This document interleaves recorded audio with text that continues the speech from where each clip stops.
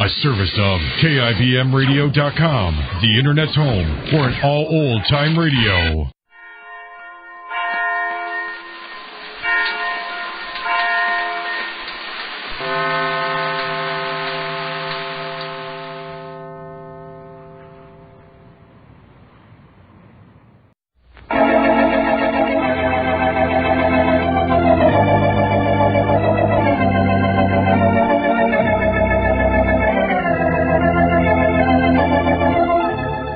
Kroger Tender-Ray Beef, no other beef so fresh can be so tender, presents Hearts in Harmony, transcribed.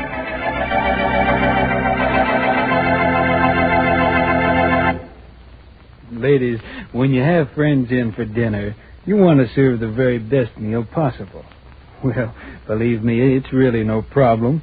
When you can build that dinner around Kroger Tender-Ray Beef, it's world famous because no other beef so fresh can be so tender. Still, there is a very definite problem involved. We're sorry, but it's just impossible for us to supply you with that fine Kroger Tender-Ray beef now.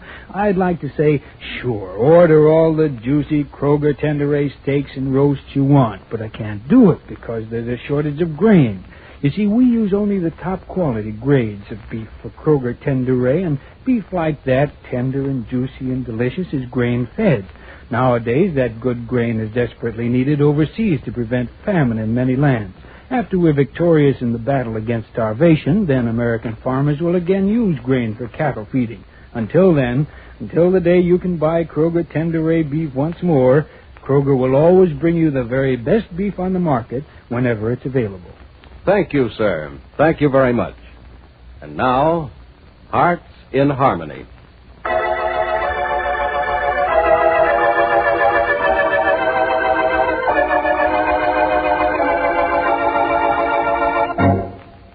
The strange Professor Rogers has been more strange than ever since the disappearance of Steve Parker the night before his scheduled marriage to Penny Gibbs.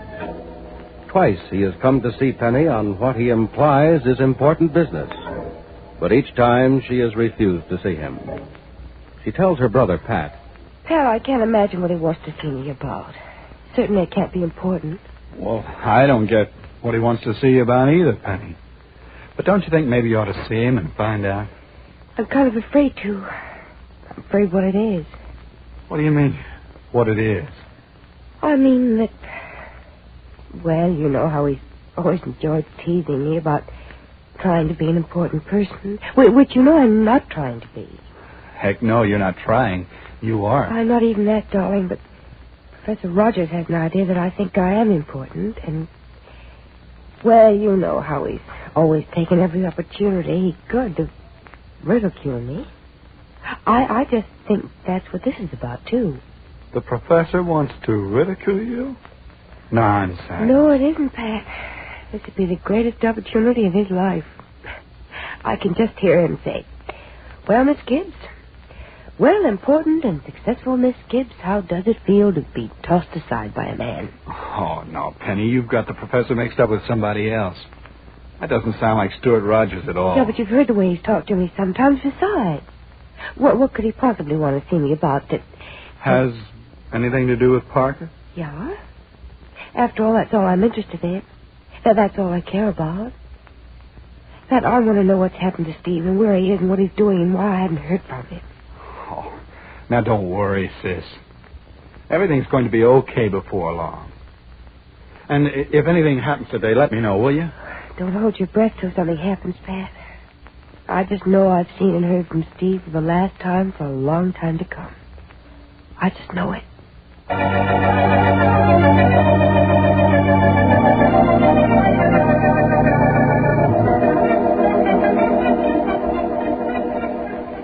Pat, hello. Huh? Oh, Miss Manson. Oh, it's Miss Manson again, is it? Handsome?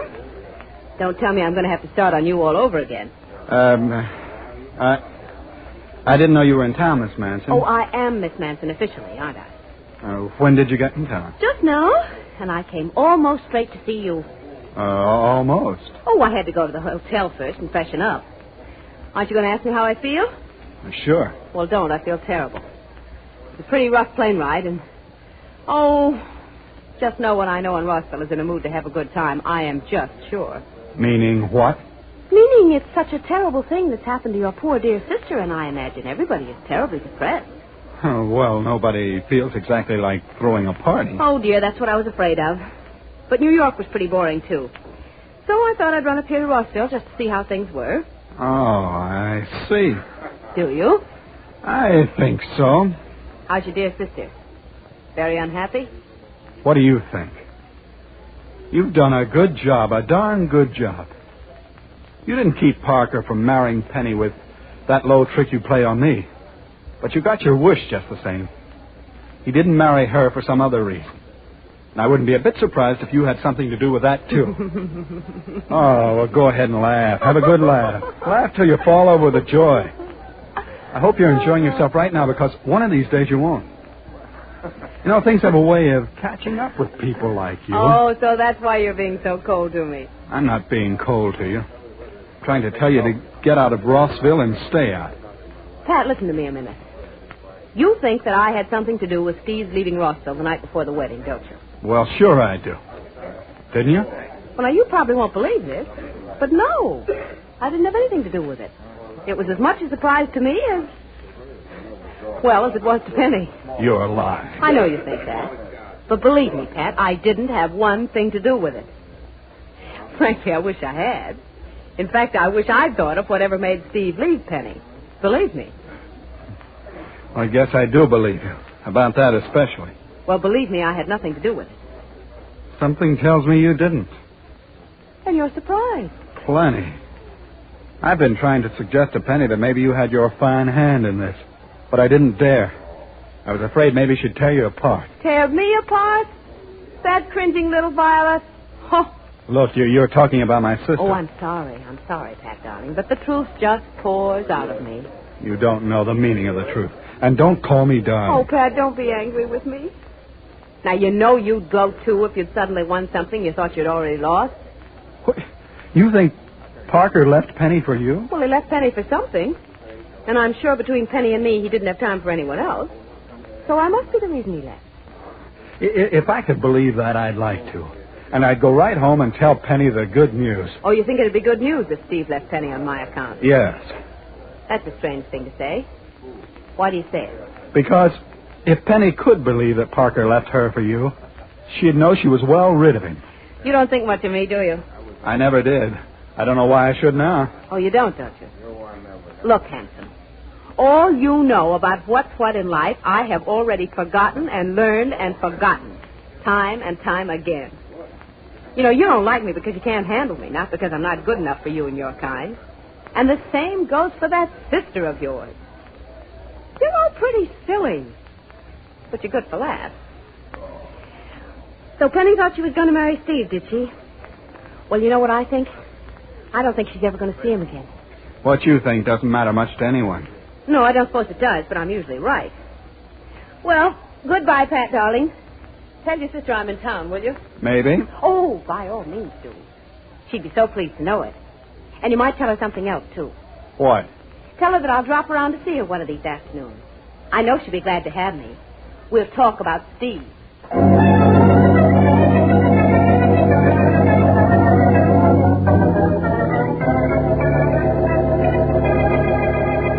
Oh, Pat, she had her nerve to talk to you like that in the bank. Yeah, Penny. And it was pretty bad. Almost everybody in the place was staring when she left. Darling, I'm sorry. Don't be sorry. There was a good side to it, at least. A good side? Yeah. We found out Jerry Manson had nothing to do with Steve's leaving. I never believed she had anything to do with it. I'm sure Steve wouldn't have left for that reason. Nope, I'm just about convinced it was something bigger, but I'm driving myself almost insane trying to figure what it was. Don't try to figure it out. Wait till... Oh, there's the door. I'll get it. Look, Pat, if it... I know. If it's Rogers, you don't want to see him. No, not this evening. Hi, Pat. Oh, hiya, Johnny. Come in. Your sister home? Sure, she's in the living room. Go on in. Thanks. Say, Penny, I'm going out on the porch and fix that light behind the house numbers. Excuse me. Yeah, sure, Pat. Be careful. Don't give yourself a shock. Oh, can me shock myself. Why, I'm a genius electrician. Just hope I don't blow the house up. Never have known that brother of yours to be serious for more than 10 minutes at a time, Penny. How does he do it? I don't know. He's wonderful.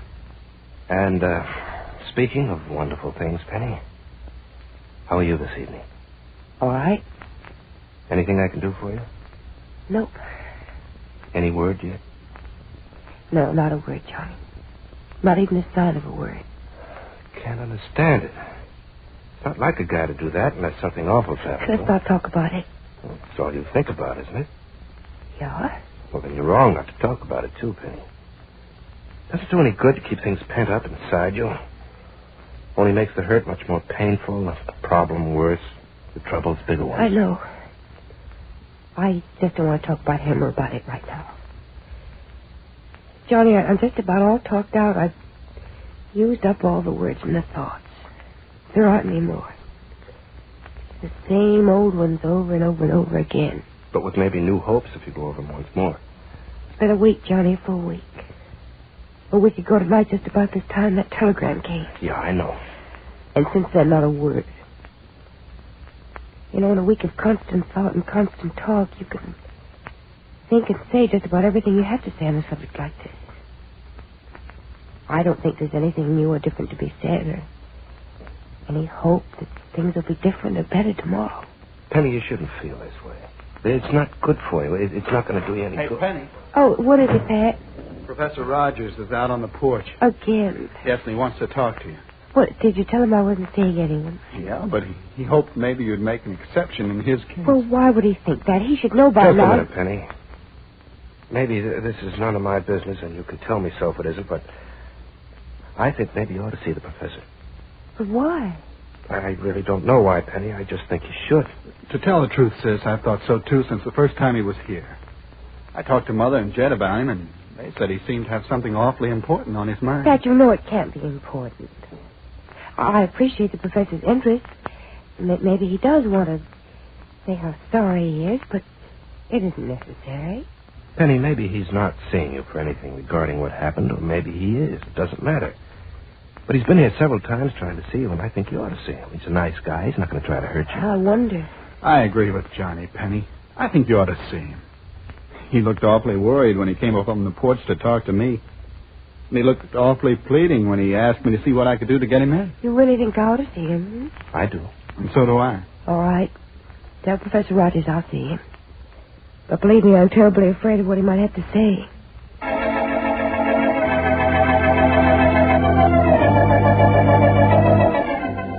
What is Professor Rogers going to say to Penny? Why is she afraid? Does she secretly have an inkling of what it is? Does it concern Steve Parker? And how could Rogers possibly know anything about Parker's strange disappearance? Be sure to listen to the next dramatic episode of Hearts in Harmony.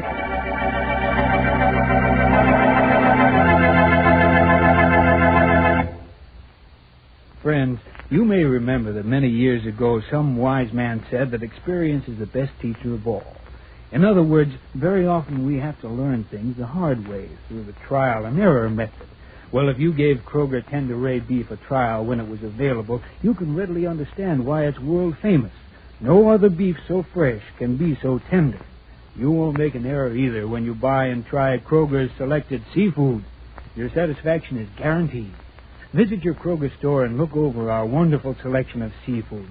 We're offering you the finest flavored fish and seafood you'll find in town. The finest because it's fresh caught, fast frosted, and rushed right to the store by Kroger's own special rush delivery system. Flavor is thus naturally protected. The firm white flesh preserved for your enjoyment. Remember, when you buy Kroger's selected seafood, your satisfaction is guaranteed. Get some real soon.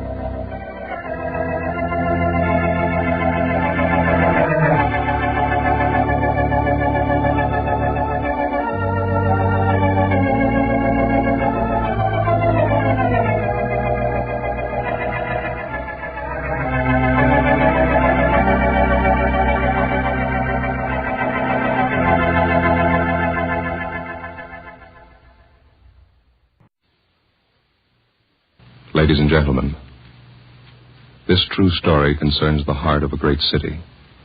It took 58 minutes to resolve the question of its safety or its total destruction.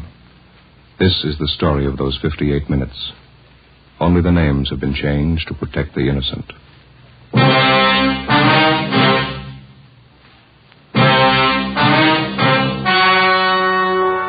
Fatima Cigarettes, best of all long cigarettes, brings you Dragnet.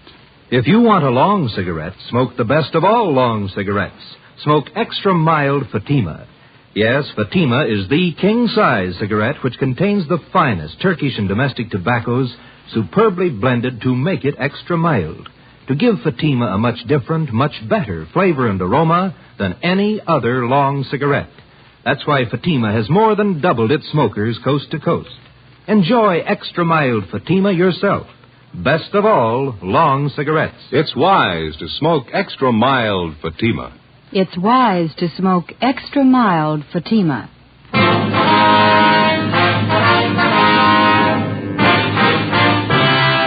Dragnet, the documented drama of an actual crime. For the next 30 minutes, in cooperation with the Los Angeles Police Department, you will travel step by step on the side of the law through an actual case transcribed from official police files. From beginning to end, from crime to punishment, Dragnet is the story of your police force in action. It was Tuesday, November 15th. It was raining in Los Angeles. We were off duty reporting in on an emergency call.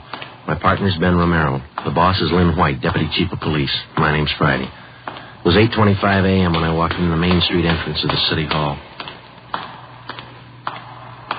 I'm Friday? Yeah, that's right.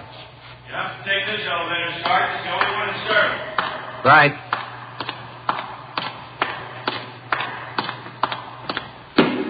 Thank you. Yeah.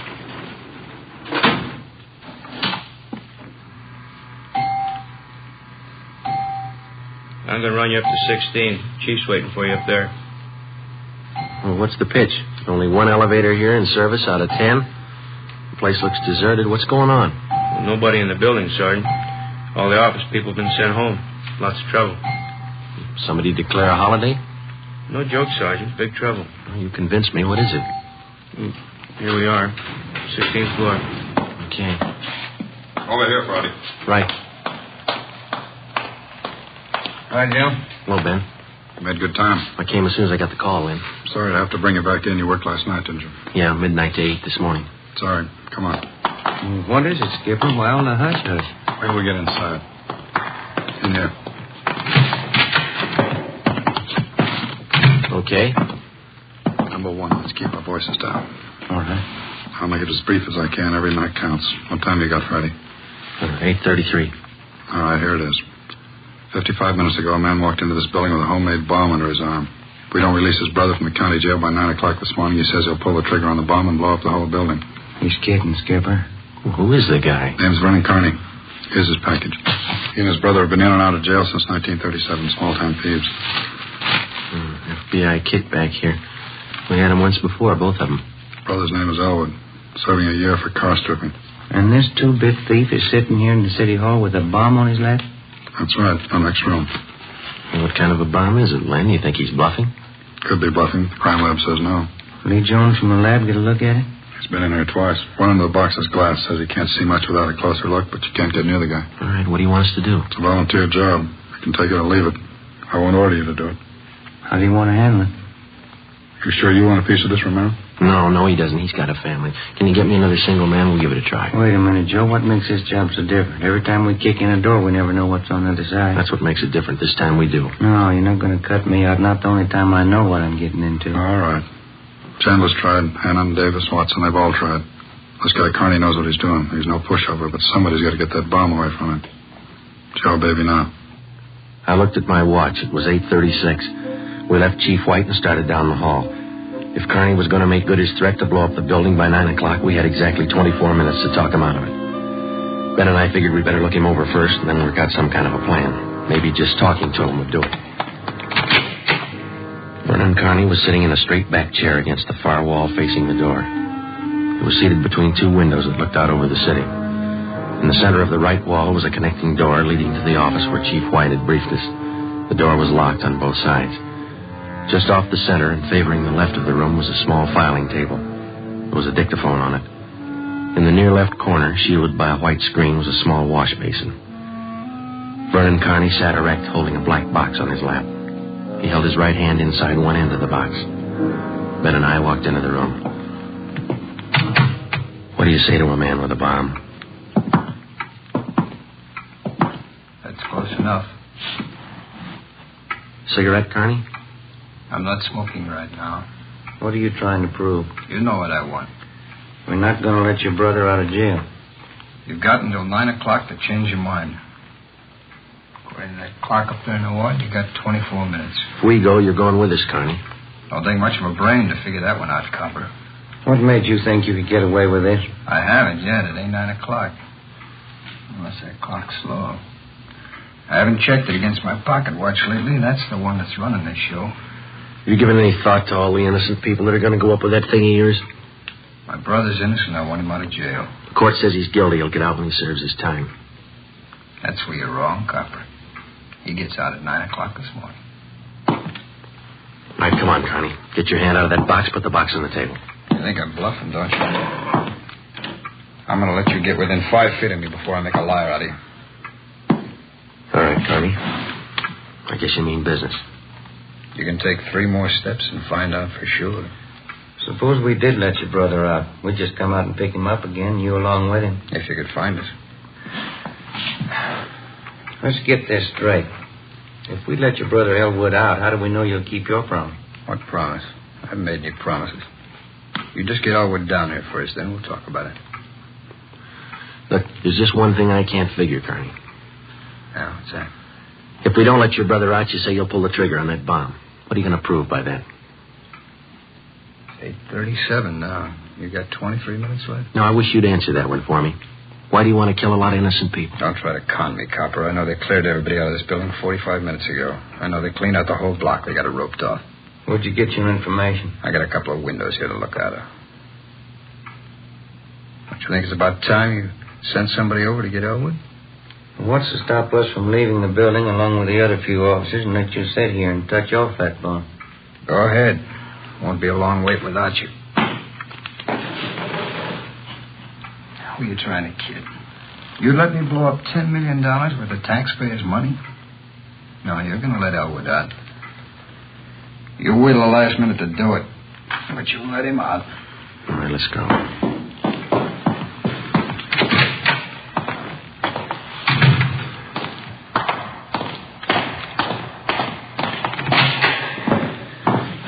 Lynn, listen. Yep. I'm still not convinced that Carney can back up what he says. Well, why don't you take the box away from him? Yeah. Well, we're in a spot, let's face it. How about us getting him first? How are you going to handle it? I'm not top man on the pistol range, but I could wing him. Then he hands the box to you? Or maybe he falls and his reflex action pulls the trigger. Okay, I don't wing him. I stop him for keeps. You just can't walk in there and shoot him down. Why not? You do the same thing with any armed criminal. Yeah, but you warn him first. I'll warn him. And after you shoot him, you find out it's a harmless gadget. Couldn't have gone off in a million years. No, a gun's not the answer. We can't shoot him until we're positive. We'll be positive by 9 o'clock, but then there might not be anybody around to shoot him. We've located Connie's apartment. There's a detail out there checking it now. Bocelli and Morris. Have you got any ideas at all? Anything we could try? That's why I called you in. None of us have gotten any further than you did just now. There's just one thing I want to know for sure. Yeah, Friday. Is it or isn't it? We all want to know. Either way, we got to get that box away from him. I get it. White speaking. Yeah. Did? Now stay out there. I'll call you. That was Bocelli. They just found 28 sticks of dynamite in Carney's apartment.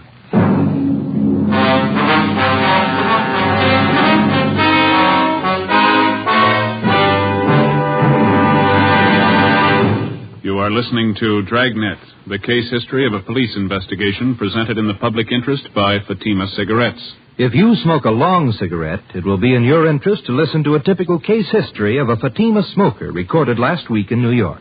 Hi there. My name is Bab Beckwith. Bab, that's short for Bethany Ann Beckwith. I live in New York City and I'm a fashion stylist.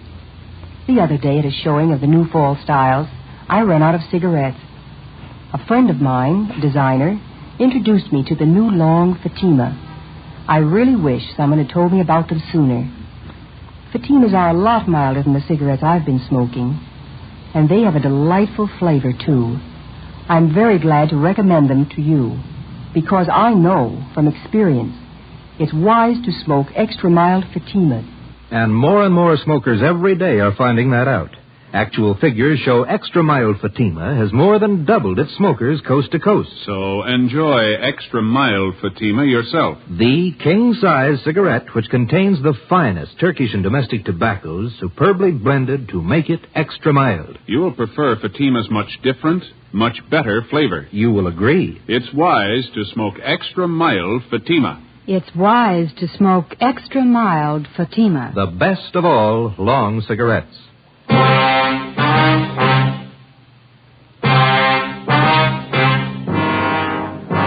We knew now Carney wasn't kidding. We could see into the bomb through the glass window in one end. There was dynamite inside, and there was dynamite in Carney's room. We didn't know if he had the nerve to pull the trigger. We didn't know if it'd go off when he did, but with only minutes remaining, nobody wanted to take the chance. From here on in, all of us agreed that Vernon Carney sat in the next room, holding in his two hands a force powerful enough to destroy us all. I looked at my watch. It was 20 minutes till 9. How do we get it away from him? I got an idea. It might work. What's that? Well, Carney's sitting against the far wall between two windows, and they're both open. That's right. If we could get a man through one of those windows, we might get Carney from behind. How are you going to get him? Well, whoever gets through the window could slug him. What do you do then? Somebody grabs the box. The crime lab can tell us what to do with it then. How do we get a man through one of those windows? We're on the 16th floor. Well, there's some kind of a ledge that runs around the building on each story, isn't there? Wide enough for a man to walk on? Let's take a look. All right.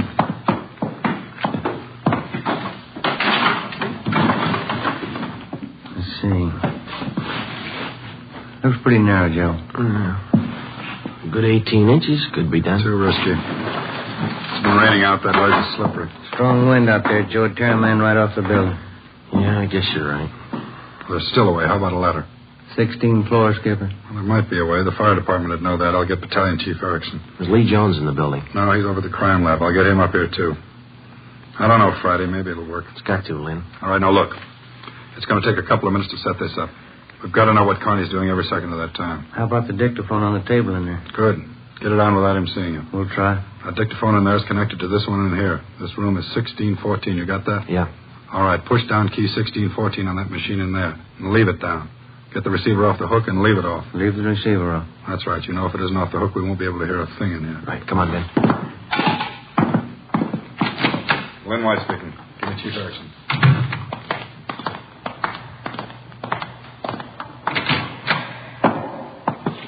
Where's my brother? Still in his cell. You coppers are long on talk, short on time. Yeah, we know. I'm telling you, if you're on good, you better get over it over here. Carney, I'll bet if we get your brother on the phone here, he'll tell you that he doesn't want any part of this. You mean Elwood doesn't want to get out since when? Sure he wants out, but not your way. He's only got a year to serve. Why don't you leave him alone? I told Al. I told him I'd get him out. He didn't think I could do it, but I'm doing it. I'll make you a bet, Carney. You let us get your brother on the phone. He won't walk out of here with you. Get him on the phone. All right. Where are you going? Phone's over here. Have to use the dictaphone. I got to get an okay from the chief. Elwood's still a prisoner. What's the matter with the phone? No operators. You know the building's been cleared. That's right. I almost forgot. Okay, you can use the dictaphone. It's Friday, Chief. Carney wants to talk to his brother. I know you'll have to send somebody over. Have him put the call on the extension. Wait a minute. What's that extension number there? 2351. 2351, Lynn. Right? It'll take a minute. All right. I kind of like to talk to Al. Been a couple of months since I've seen him. We've always been together, me and Al, most of the time.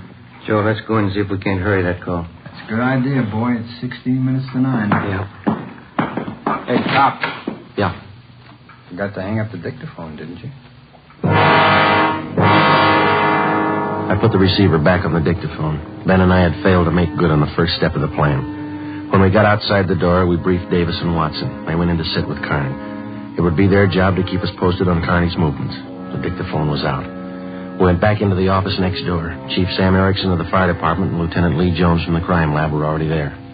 Would have been a help. We haven't got time to cry over it. Carney's wide awake, Skipper. He doesn't miss a thing. White told us the plan Friday. We can't run a ladder up from the street. Too high, huh, Chief? The best we've got is a 100-foot aerial. You figure 12 foot to the story, that'll take you up 96 feet, 8 floors. Mm-hmm. We got the latest equipment. What's that idea you had, Jones? Sam, can you get a hold of a pump here in a hurry? Sure, we got a lot of scaling ladders, but you got nothing up there to hook them on. You figure on dropping down from the floor above? That's right, and I figure a pump here would do it. Sure, well, you could make it past the windowsill up there, but you've got a 1.5 foot ledge in the way. No, what you want's a lifeline. You mean lower a man on a rope, Chief? Yeah, Romero, that's the quickest and the quietest. Could you rig it so one of my boys could do it? Surely. What's the risk? None if you work it right. We'll strap on a life belt, give the man heavy leather gloves. 2 of my men will lower him down. Pick your lightest man. What do you think, Lee? That's it. What do we do with the bomb when we get it? I figure that box Connie's holding is about a foot square. Here's what I'll do. I'll get you a bucket with a 1.5 foot mouth, and it'll be full of water. Yeah? I'll have it right outside the door to that office. When you get that box, place it in the water. We'll get the bucket out of the building as fast as we can. And once we get the bomb underwater, we're in the clear? I can't promise you that, but it's the safest way to handle it under the circumstances. All right, that's it. Sam, you take care of your end? Right away. I'll get a detail to give me a hand down the street, and we'll take the bomb to a safe area and decommission it. Let's move on it. All right, then.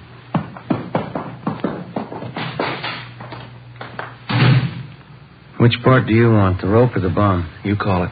Fire Chief Erickson said the lightest man on the rope. That's me, Joe. All right, I'll get the bomb out of the building. Okay, that's the routine. Now carry this with you. The man that comes down that rope has one chance to make good. Slug him and make it count. There's no second try. Yeah. And, Joe, when you grab that box, you've got to get it away from Carney before he can squeeze the trigger. Then you've got to get it down the street. The elevator. You know how to operate it? Well, it's pretty simple, but I'll double-check with the operator. And you better do it right now. Okay. Say we better get Carney's brother on the phone for him. He seemed anxious. That might be a pretty good idea. All right, Romero, that's the outside phone. Get the city jail. Right, Skipper.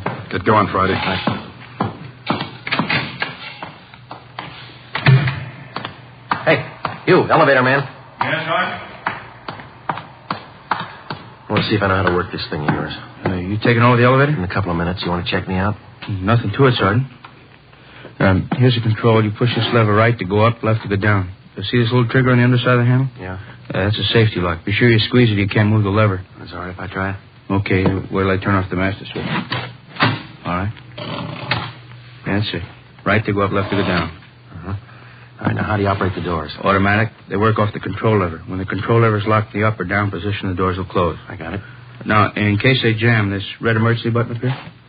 Yeah. Yeah, push it. If that doesn't close, then we call a repairman. Okay, I think I got it. You want to turn that switch back on? All right. You're sure now? I have my orders to get out of the building. I'll just leave the elevator right here and take the stairs down. All right. Thanks a lot. Sergeant, just curious. You going to take the bomb down this car? We're going to try. You won't have any trouble. We haven't had an elevator failure in 18 months. The elevator man turned and went down the stairs. I started down the corridor and met Ben outside the office. He told me that Lee Jones and Chief Erickson were on their way up in the freight elevator at the rear of the building with the necessary equipment. The 2 fire department volunteers were with them. The phone call had been put through to the city jail, and in a minute, Elwood Carney would be ready at the other end of the line. We went in to tell Carney. I told him over at the jail to put the call through on extension 2351. When's it coming through? Right now. You got Elwood with you? No. We told you we'd get him on the phone for you. Call will be through in a minute. A minute's a long time, cop. You only got 12 of them left. Elwood's going to talk you out of this. Oh, sure. Everybody's going to talk me out of this. First it was them other 2 cops, the little porky guy and that other monkey. Then you and this Dixie doughhead here. Now it's Elwood. Now, come off it, will you? Get my brother over here. That's him now. It's your brother, Connie, I guess. They put you. Just going to get the phone. You want to talk to your brother, don't you? I'll take care of the phone. We'll just disconnect it for a little. Now, get this straight, copper. I'm through with this stinking rotten lion. I want Elwood here, and I want him now. Now, bring him here before I blow you all to pieces. Who threw that phone out in the hall? I did. You want me to go out there and pick it up? Connie, that's not going to get you anyplace. Are you the big boss around here? Maybe. Are you, aren't you? I answered you. All right, big boy, I got a piece of advice for you. You take your rookie cops here and get it through their thick heads. I mean what I say. I want my brother over here in this room. And you've got just 11 minutes to get it done. Now you tell him that, will you? All right, Connie. It's your show.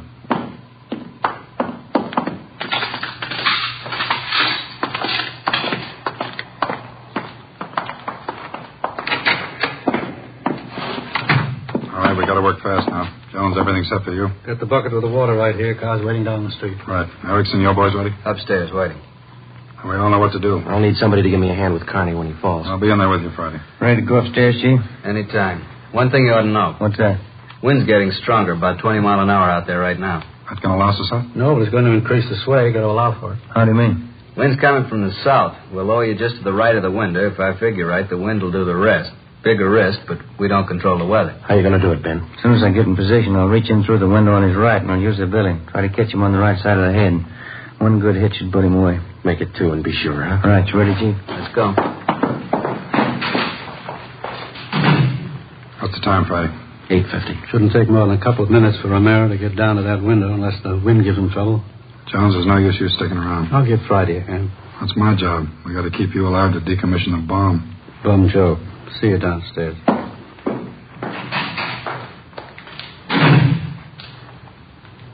You ready, Lynn? Yeah.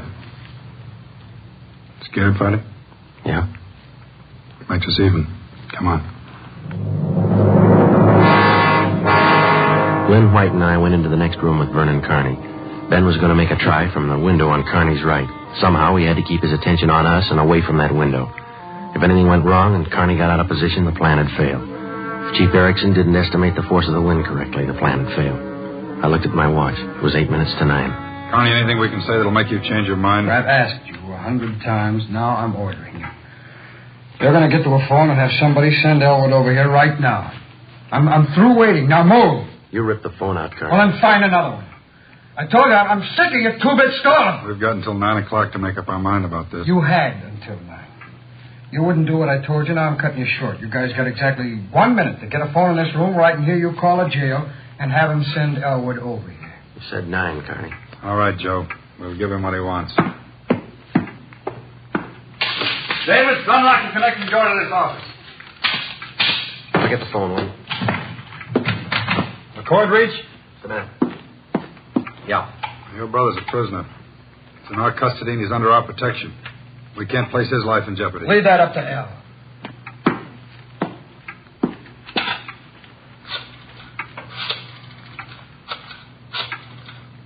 Kenworthy, this is Lynn White. We want Elwood Carney over here at City Hall. His brother wants to see him. Explain the situation. If he wants to come, get him over here. Leave it up to him. Room 1614, you'll have to use the freight elevator. And tell him to hurry. Yeah. Tell him to hurry. Oh, that's the only smart thing you've done today. Now, why don't you go next door and figure out another angle? We'll wait for Elwood, too. You don't think I'd let you get out now, do you? We're all going to wait right here for my brother. In case he don't show up, you're going to see me pull the plug. Now, sit down. Not so close, right where you are. Sit down.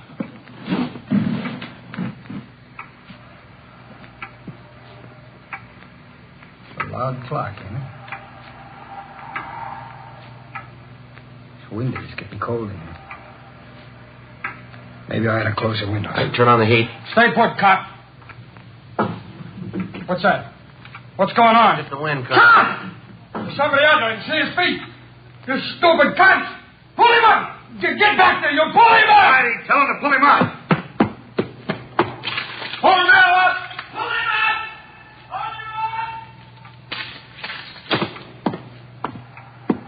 All right, Carney. You win. You bet I win, you dumb coppers. You didn't think I'd miss a trick like that. Now we'll just close the windows, boys. One. And locked. Here's your brother, Carney. Yeah. Oh, yeah. Hi, Vern. You did it. I told you. I'd do it, didn't I? That's far enough for the rest of you. Al, you come on over here.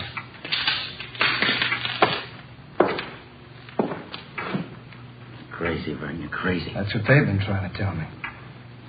We're going home now. How you gonna do it? There's a million cops outside. People all over town heard about this. They're holding the crowd They back. ain't gonna stop us now. You'll never make it, either one of you. I got him this far, didn't I? We'll make it. Vern, do you think we could do it? You. Yeah? You're gonna get a car ready for us, a fast one. Have it in front of the building. Move! All right, Friday. Do what he tells you. Right. Hold it. Yeah? If you ain't back by 9 o'clock, the deal still holds. I told them I'd pull the pin at 9 now if they didn't let you out. You ain't fooling, are you, Vern? That gadget really blow? 4 miles high. They won't let you pull it. We're getting out. All right, copper, get the car. You got 4 minutes.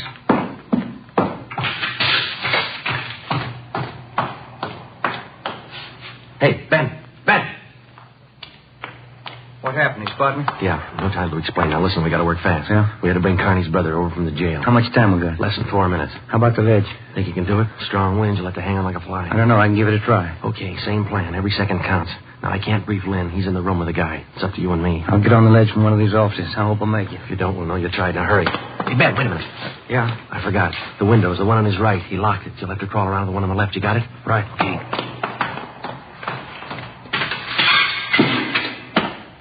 Carl, be ready in 2 minutes out front. Fine. Ella and I will just sit here and wait. It's going to be good being back together, well. We always were real good together, Vern. Well, that's the way brothers ought to be together all the time. Yeah, Vern, I'd feel better with a gun. We don't need no gun. We got the bomb. We need a gun when we get out. When we get on the road. Okay, take your pick. They all got him. You, give him yours. I'm not carrying a gun. I left it in the other room. A cop without a gun? Who's kidding who? I left it in the other room. First the big boy, though. He's got one. It's about time for that car, ain't it? It's 2 minutes to 9. Yeah, this feels like it right on his hip. Grab him, Joe. I got him. Get the box. Leave that guy alone.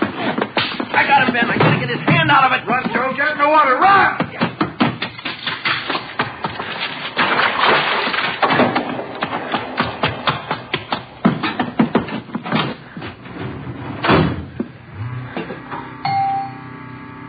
Fast elevator, 16 floors isn't very much, but I never shared an elevator with a live bomb. It seemed like hours between floors. I kept watching the bucket.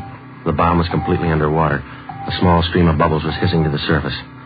I waited.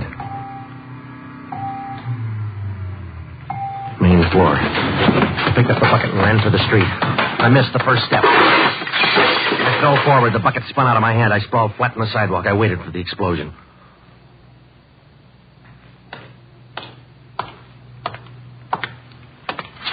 It didn't go off, Friday. Yeah. I gave it a good chance, Lee. It was all there. Look, at least a dozen sticks of dynamite. Snyder, bring that over here.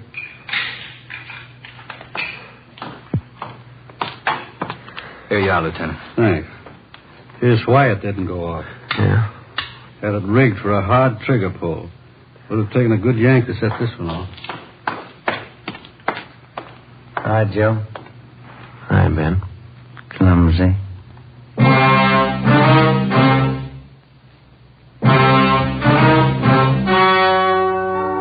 The story you have just heard was true.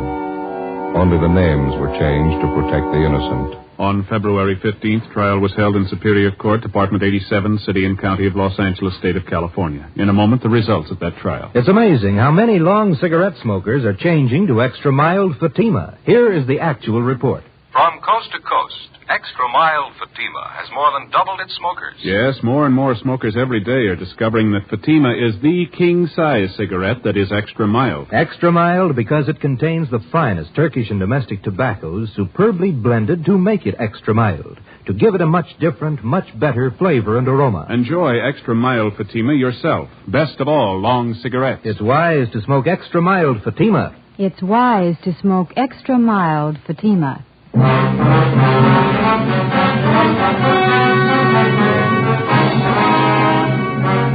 Vernon Carney was examined by 5 different psychiatrists appointed by the Superior Court and found to be mentally incompetent.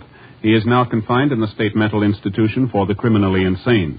Elwood Carney is now serving the balance of his sentence with no time off for good behavior. Fatima Cigarettes, best of all long cigarettes, has brought you Dragnet, transcribed from Los Angeles.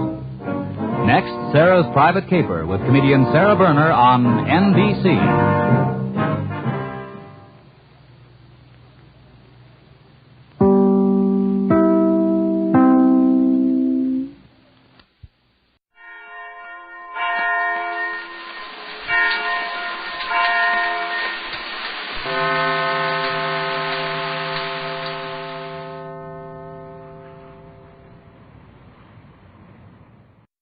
The following is transcribed.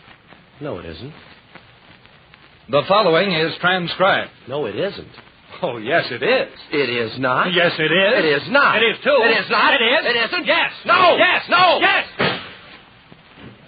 The following is not transcribed. This week, the Major League Baseball season opened. In keeping with this, the American Broadcasting Company brings you the first foul ball of the season. It's the Jack Webb Show in its 5th consecutive strikeout. Nothing new has been added. The Ragged will play tonight, but without their director, Phil Bavero, who only confused the men anyway. That spiritual singer, Clancy Hayes, of the firm of Haig and Haig and Hayes, will conduct his usual contest with the orchestra. She's young, she's pretty, she sings. That's 3 runs for our side, vocalist Nora McNamara. John Galbraith, an Oakland boy, and the only argument we can think of against the Bay Bridge, will play rats and second lieutenants and spooky people, and, oh yes, a wonderful gal with a wonderful voice has made a terrible mistake tonight. Midge Williams has agreed to set a career back 10 years with a guest appearance on the Jack Webb Show. My name is Jordan, and I'm going to find a nice, quiet room until this thing blows over. Why don't you do the same?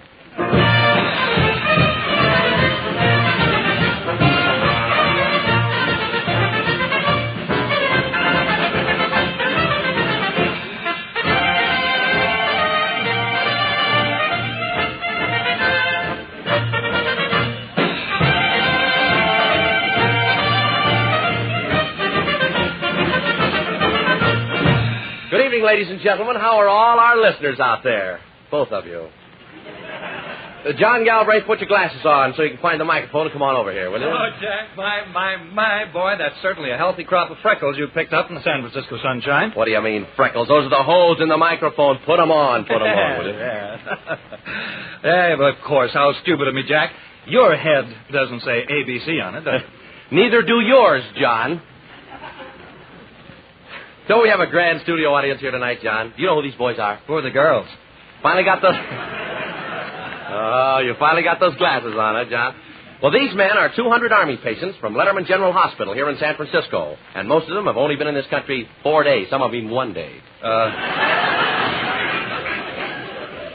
Jack, who are the girls? I think we ought to have some ruffles and flourishes for the generals here tonight. Who are the girls? Welcome home, generals.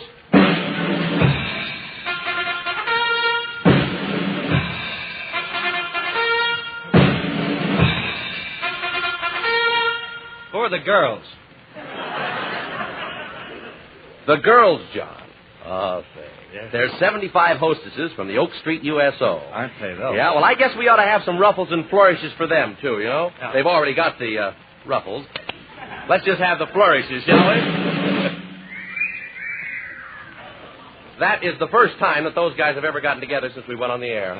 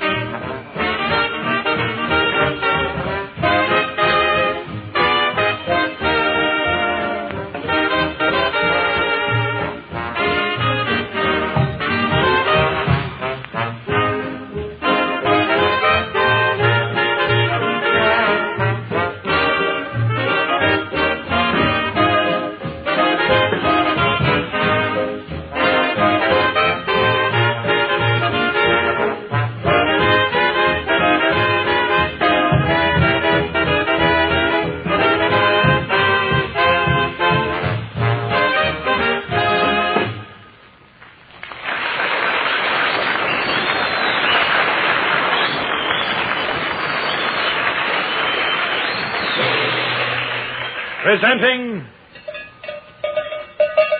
A page torn from the private files of Slim Slade, Western band leader.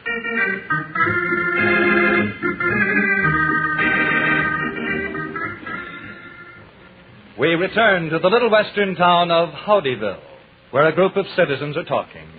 Howdyville, nobody quite knows how it got its name. Howdyville. Slim Slade, just a poor old cowpoke out on the plains of Howdyville.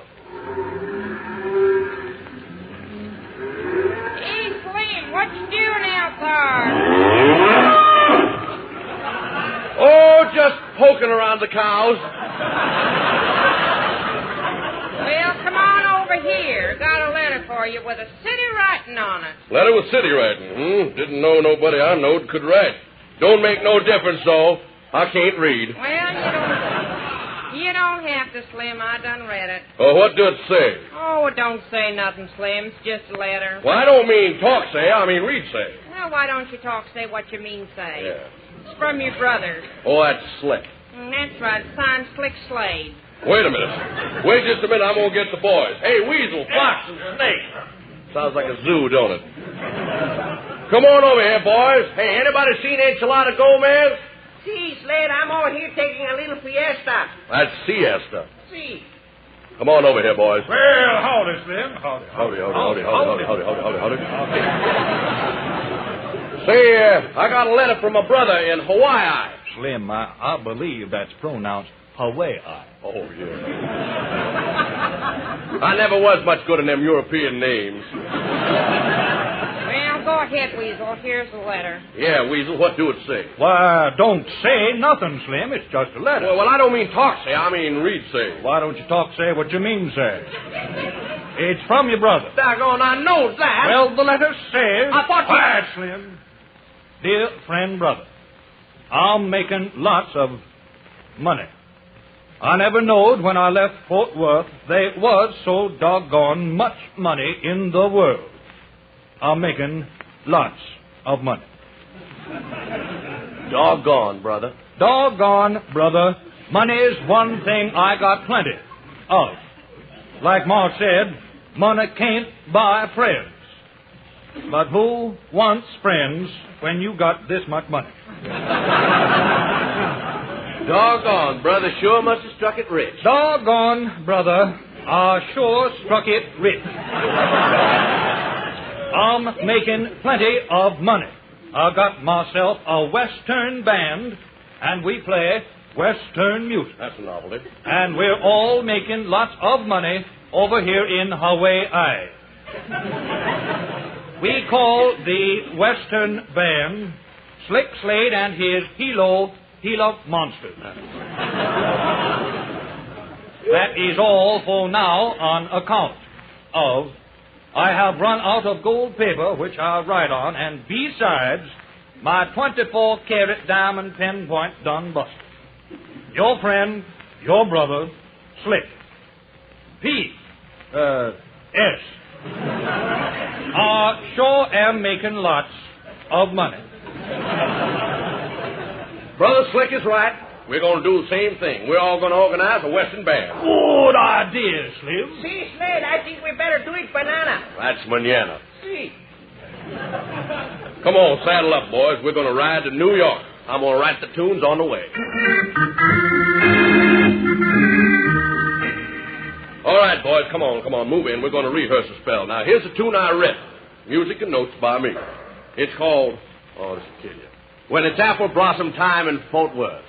Oh, that's awful pretty, Slim. Yeah, ain't it? Mm-hmm. Now let's play it through once. You ready on the drums, Enchilada? I want plenty of drums in this. All right, you ready, boys? Here we go. Play it just like she was wrote. Everybody set?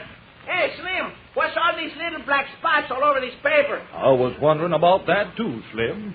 Seems to me you could have got clean paper.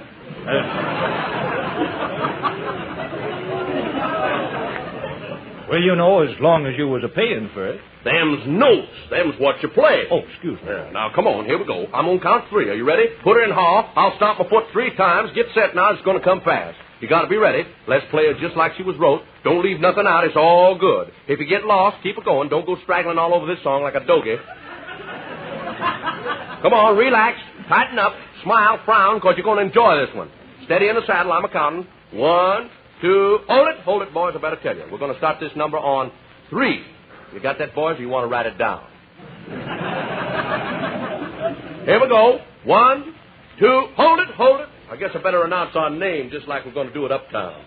Present Slim Slade and his makes you want to dance when they're playing a hoedown and just sit down and cry when they're playing a sad one. Western Band. You think that name's too long? Well, all right, here we go. Real down-to-earth music right out of the dirt. Put her in half. Well, let's go. 1, 2, hit it. I forgot I was supposed to say the number 3.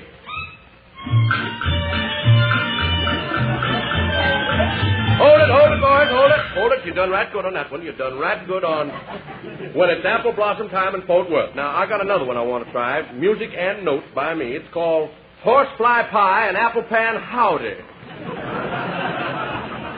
All right, boys. 1, 2, kick it. Doggone, I always forget to say 3.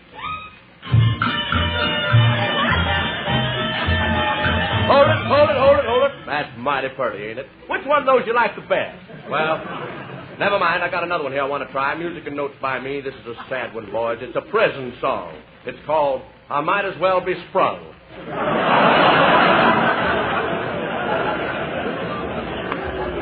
Okay, let's do her. 1, 2, take her. Now, why didn't I say 3?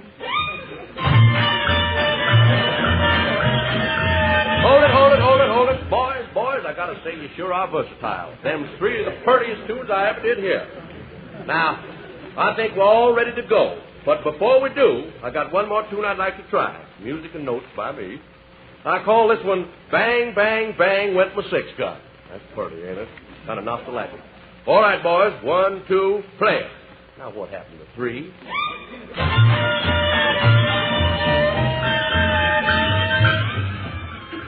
Slim Slade and his Western Band. First it's the Pennsylvania Roof, then the Wedgwood Room of the Waldorf, Carnegie Hall, millions of phonograph records, radio coast to coast. Yes, Slim Slade and his band had arrived on the musical scene. And then, one day, disaster. Boys, I got sad news. They tied the can to us. We're through. We've been fired plumb out of New York. Oh, what's the trouble, Slim? Well, the manager of that there radio station told me tonight that we wasn't versatile enough. Said all our tunes sounded alike. I don't know how he figured that. We got 47 tunes. All of them got different names. Music and notes by me. Come on, boys, pick up your instruments. Let's play a couple of them numbers and see what that fella's talking about. All right, the Go Down, Hold Down. That's good. Hey, wait a minute. Hold it just a minute. Them drums ain't quite loud enough, Enchilada. A little of that melody sneaked through in one place. Okay, more drums this time, and let's hear the Gila Monster Waltz.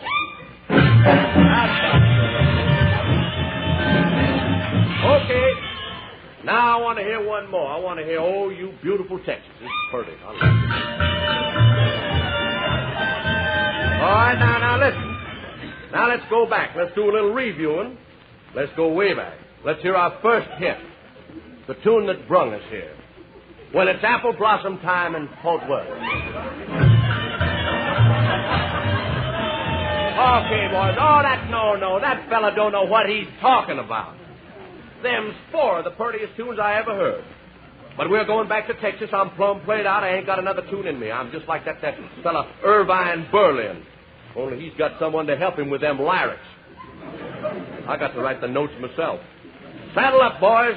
We're all through. We're going back to poking cows. If we stay here any longer, we're going to get in a rut.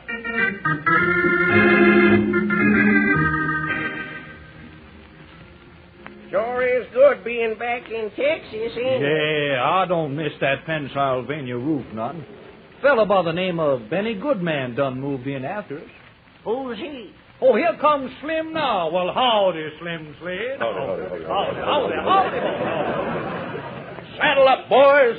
We're going back to New York. I've done it again. We got it this time. I wrote a new tune.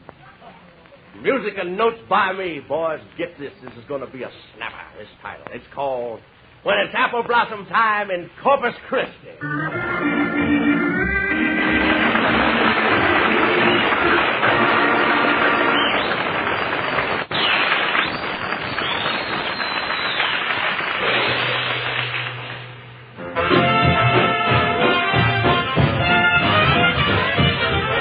My baby don't care for clothes.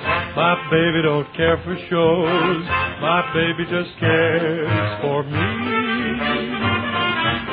My baby don't care for silk and laces. My baby don't care for high-tone places. My baby don't care for rings and other expensive things. She's sensible as can be. My baby don't care who knows it. My baby just cares for me.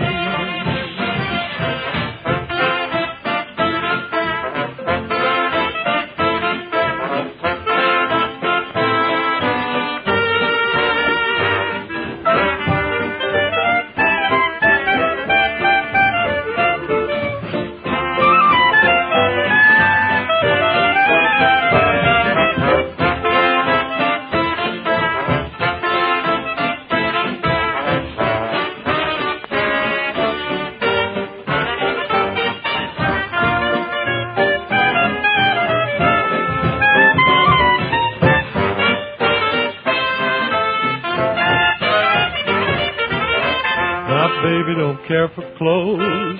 My baby don't care for shows. My baby just cares for me. My baby don't care for silks and laces. My baby don't care for high-tone places. My baby don't care for rings and other expensive things. She's sensible as can be.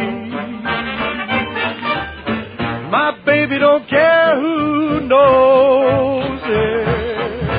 My baby just cares for me.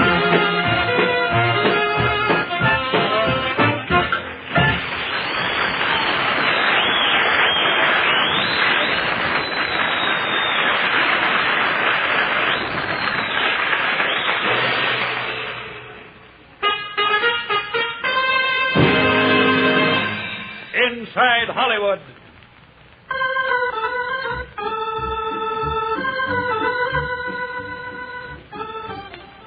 Presenting Hollywood's own beloved, sweet, darling, pretty, vivacious, lovable... Ah, yes.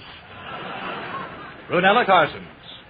Miss Carsons. Thank you, ugly boy. Good evening, all my friends here in movie land.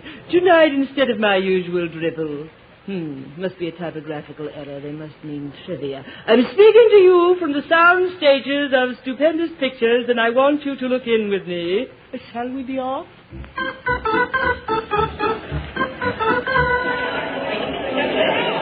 Quiet! Quiet on the set! Quiet! Somebody's still breathing. Where's my assistant director, Rodney Reel? Oh, yes, sir. Did you want me, sir?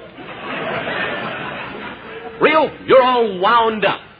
Remember, I'm a busy man directing this picture. Of course, Monty. As far as I'm concerned, Reel, you're just about run out.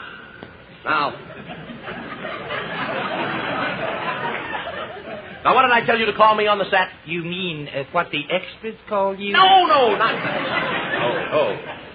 You know. Yes. Montague Close-Up Muldoon, Director Supreme of Stupendous Pictures, Incorporated. Well, you can leave off the incorporated when we're among friends. I'm a busy man. This is no B picture, you know. Have we spent any money lately? We spent $40,000 just 10 minutes ago. I said lately. What'd you spend it for, Reel? A bathing suit for the leading lady. This is no B picture. Give me that checkbook. I'm going to write out a check for another $40,000. Let's get both pieces of that bathing suit. It's indecent. Reel, have I told you lately that I'm a busy man? Yes, Mr. Busy. I mean Mr. Muldoon. Now, about this Army picture, Mr. Muldoon, I want to tell you something. Listen, Reel. You can't tell me anything about the Army. I know that outfit from A to Z. I was a full colonel in this war, and I spent the entire duration in Washington, D.C.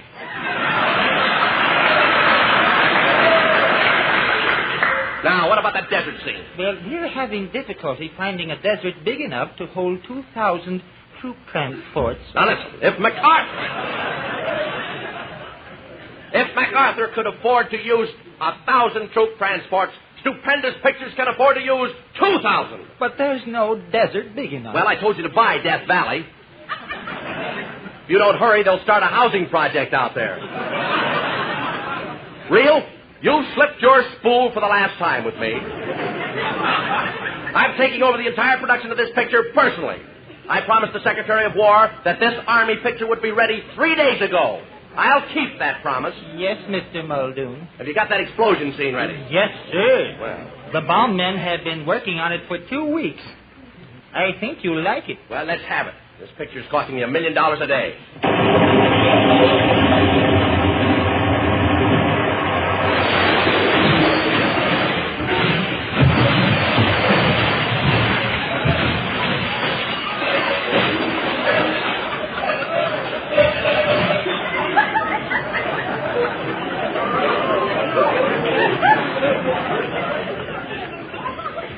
It's not long enough. Do it again. Well, I'm off for the desert.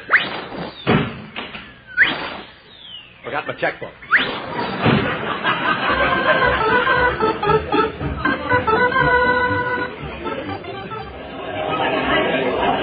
Quiet! Quiet! Quiet on the desert! Quiet! Well, Real, what's your excuse this time? Well, Mr. Muldoon, I don't see a drop of water out here anywhere. But, Mr. Muldoon... I told you to flood this entire desert under 26 feet of water. Now, what are we going to do with Esther Williams? In this picture, she won't swim. Well, in this picture, she just won't swim. She'll have to ride a camel, that's all. By the way, I don't see those camels anywhere. But, Mr. Muldoon... I suppose you're going to tell me that you forgot. You forgot a little thing like 30,000 camels. Oh. Mr. Muldoon, there is something that this army picture I've been trying to tell you. Well, Real, you're all mixed up. I know what you mean, though. Is this what you call a crowd? I asked for 100,000 Arabs, but do I get them? No, there's practically nobody out there. Looks like a group of Republicans lined up to vote. Mr. Muldoon, I've been thinking... Impossible. Where's the telephone? Why? Why? I'll tell you why. I want a crowd out there. I'm going to call Washington. Mr. Truman's the only one that's got 100,000 men not doing anything.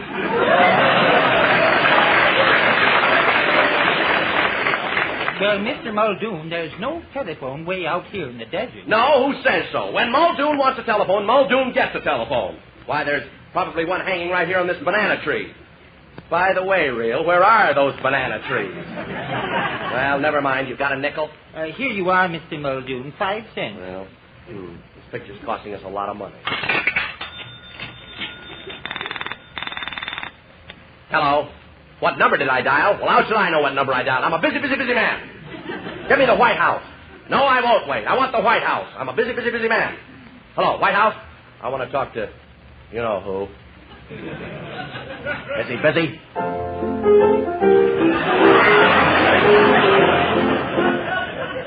Yeah, he's busy. I'll call later. Mr. Muldoon, there's something about this army picture you ought to know. Real, you're off the track again. Have I fired you today? No, Mr. Muldoon. I haven't? You're fired! Well, I'll be a second lieutenant.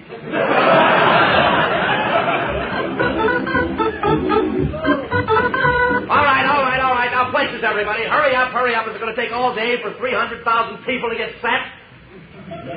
You back there, stop blinking your eye. Now, when I give the signal, all 300,000 of you Arabs run out into that clearing in the desert. Now, the army planes, wait a minute. Yeah, they're up there circling around. All right. At a signal from me, they'll swoop down and strafe you. They're using real bullets, so be careful.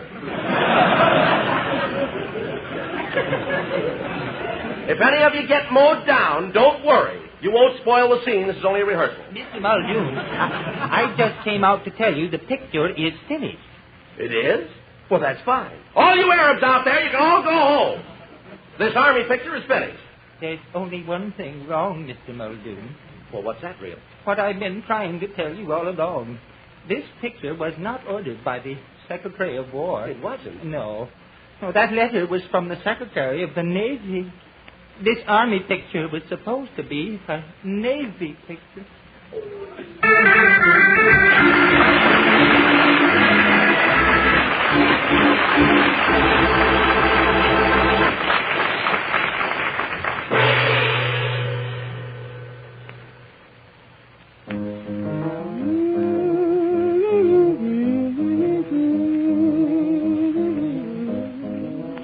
It's the blues.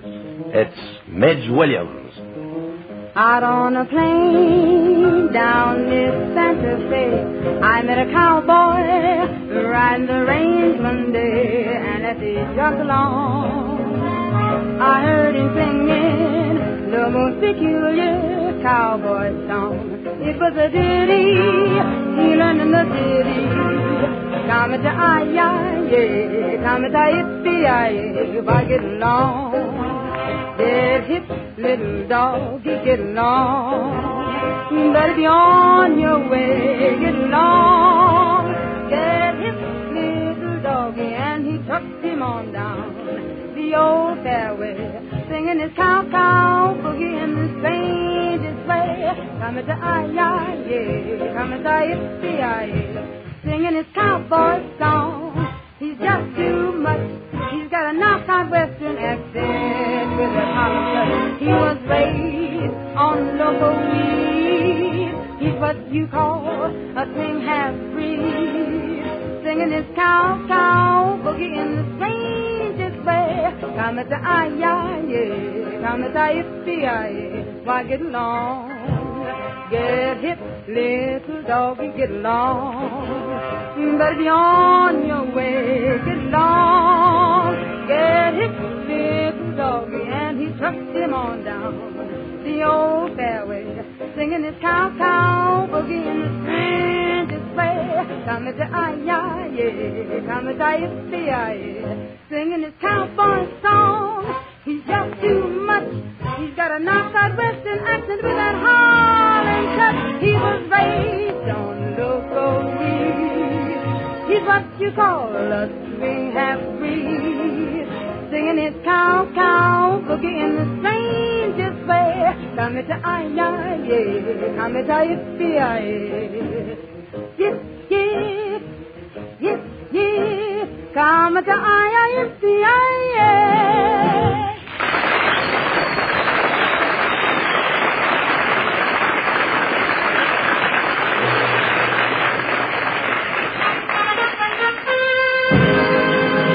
Stand by. Here's the news you've been waiting all week to hear. Here's the news thousands of you want to hear. Folks, he's talking about the results of our Ginger Peachy contest announced last week. Remember, we told you to write a letter on the subject, how to get the Jack Webb show off the air. Didn't work, did it? Well, John, clean your glasses and read the winning letter. Here it is, Jack. In part it says, I read from the letter, quote, Chapter 1 entitled The Process of Air Fumigation, or How to Get the Jack Webb Show Off the Air. The solution is to have each person in the country take deeper and more breaths, and it won't be long until all the air is used up, and then there will be no air for Webb to be on. How silly. And it's signed Betty Ford, Pyramid Court, Sparks, Nevada. Congratulations, Miss Ford. I hate you, Miss Ford. But enough of these pats in the back for Miss Ford. She wants to know what she's won. By the way, what did she win? Oh, boy, she won, and how what she won. Well, what did she win? Well, Nora McNamara will just put that geometry book away for a minute and come up here. John, you don't mean we're giving Nora away? No, Webb, no. Nora has the prize. And here it is. My, look at that thing, a king-size egg. Isn't that beautiful? What is that, John? It's a genuine ostrich egg, laid fresh this morning from the California Ostrich Farm in Southern California. Yes, friends, this is a Hollywood egg. Yes, sir, this ostrich egg has been autographed by all members of the cast, including John Galbraith, who makes his usual X.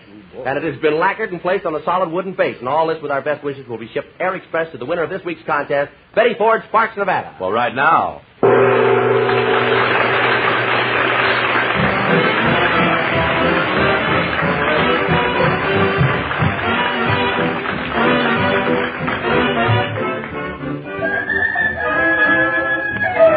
Tonight's egg was laid by the Ragged Clancy Hayes greets the case against us with a vocal.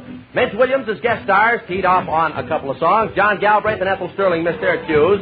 Dick Breen glued the joints together. And this is Jack Webb. Give us another chance next Wednesday night at 9:30, will you? Good night, gang. See you then.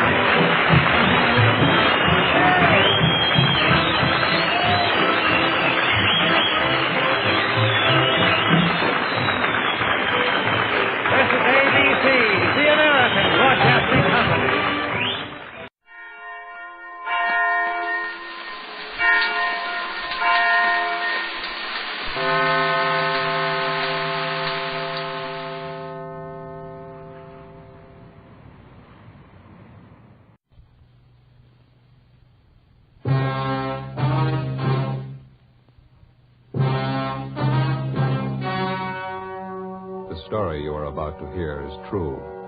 Only the names have been changed to protect the innocent.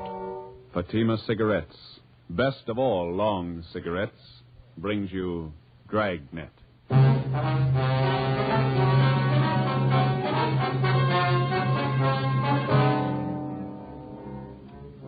You're a detective sergeant.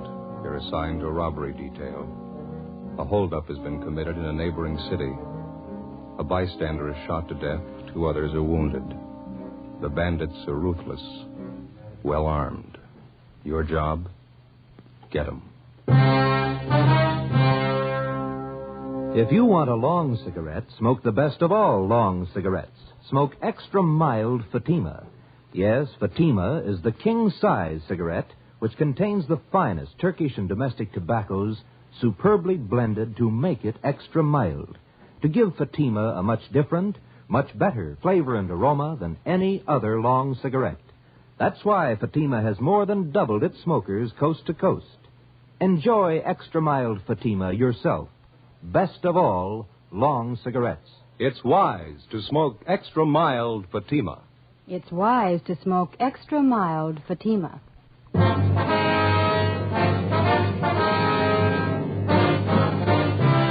Dragnet, the documented drama of an actual crime. For the next 30 minutes, in cooperation with the Los Angeles Police Department, you will travel step by step on the side of the law through an actual case from official police files. From beginning to end, from crime to punishment, Dragnet is the story of your police force in action. It was Tuesday, October 6th. It was cool in Los Angeles. We were working a day watch out of robbery detail. My partner's Ben Romero. The boss is Captain Ed Walker. My name's Friday. I was on the way back from Calvary Cemetery. It was 11:45 a.m. when I got to room 27A. Robbery detail. Oh, it's all right. Joe, how'd the funeral go? Pretty good turnout. Sure sorry I couldn't make it. Well, one of us had to be in court. Yeah. A lot of the boys out there, huh? Yeah. Martin had a lot of friends. He was a good cop. You see his wife? Yeah. Wife took it hard again. Pretty hard, yeah. Are you about ready for lunch? I better make up the logbook first, man. We're a little behind. Yeah, all right. Hi, Stu. Ben, what's with you? Oh, same old thing. Say, what's the DR number on that job we handled yesterday? Hmm? The grocery store thing? You know, we showed those mug shots to the victims. You remember the DR number on it? Oh, yeah, I got it here. 374332. 332. Thanks. Mm-hmm.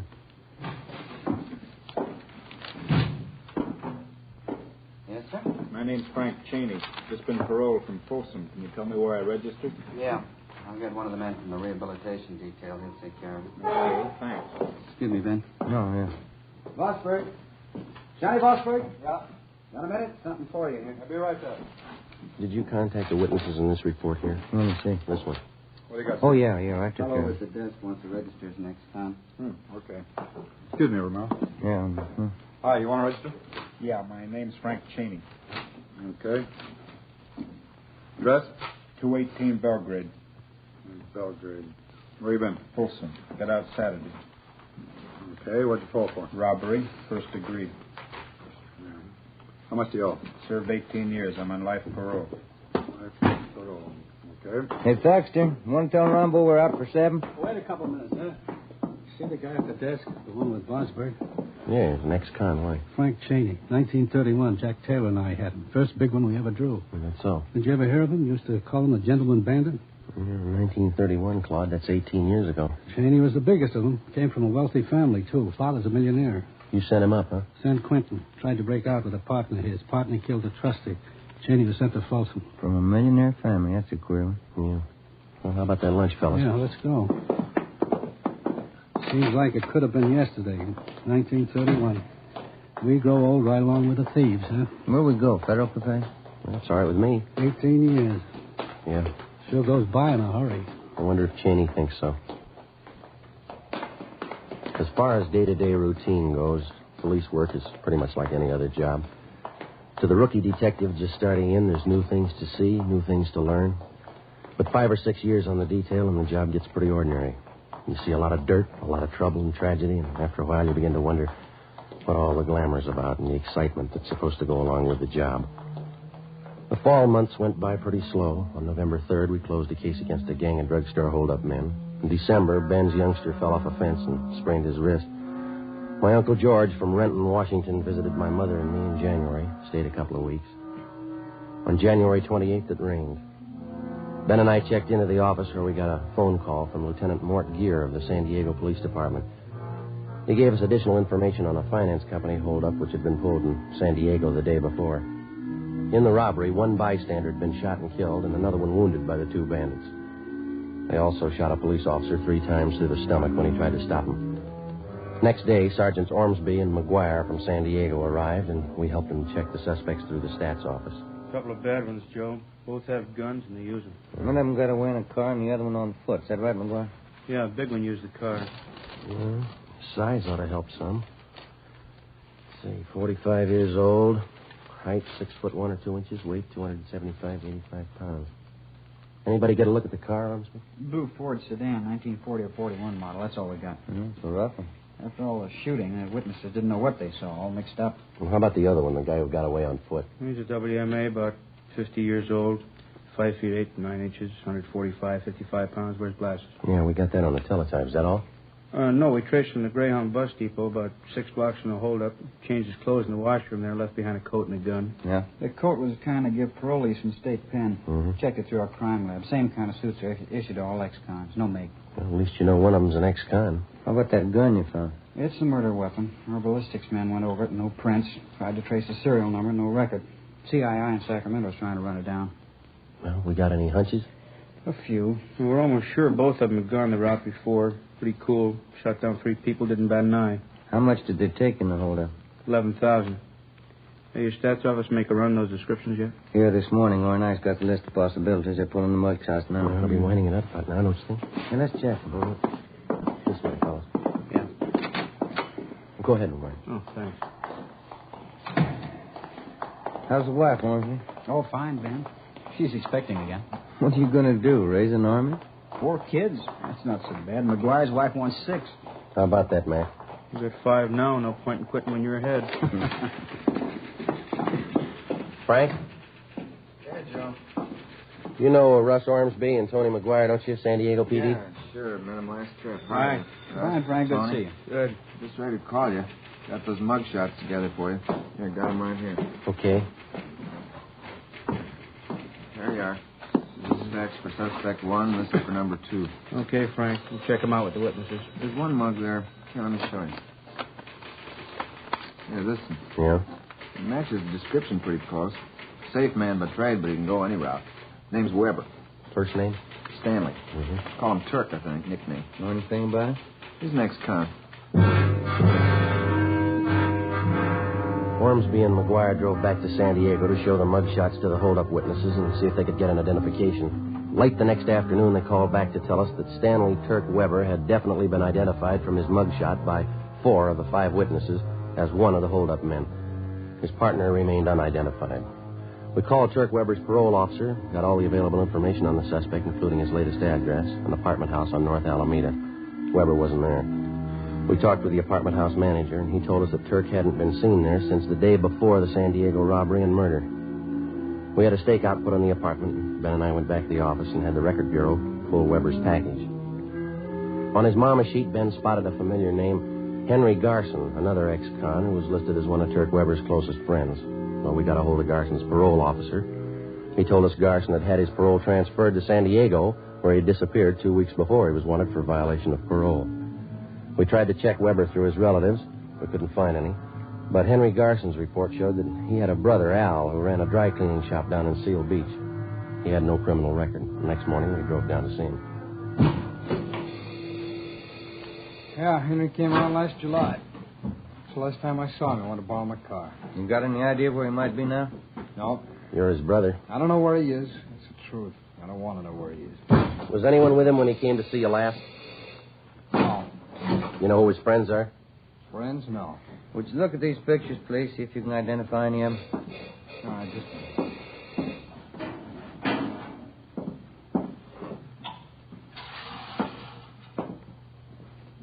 No.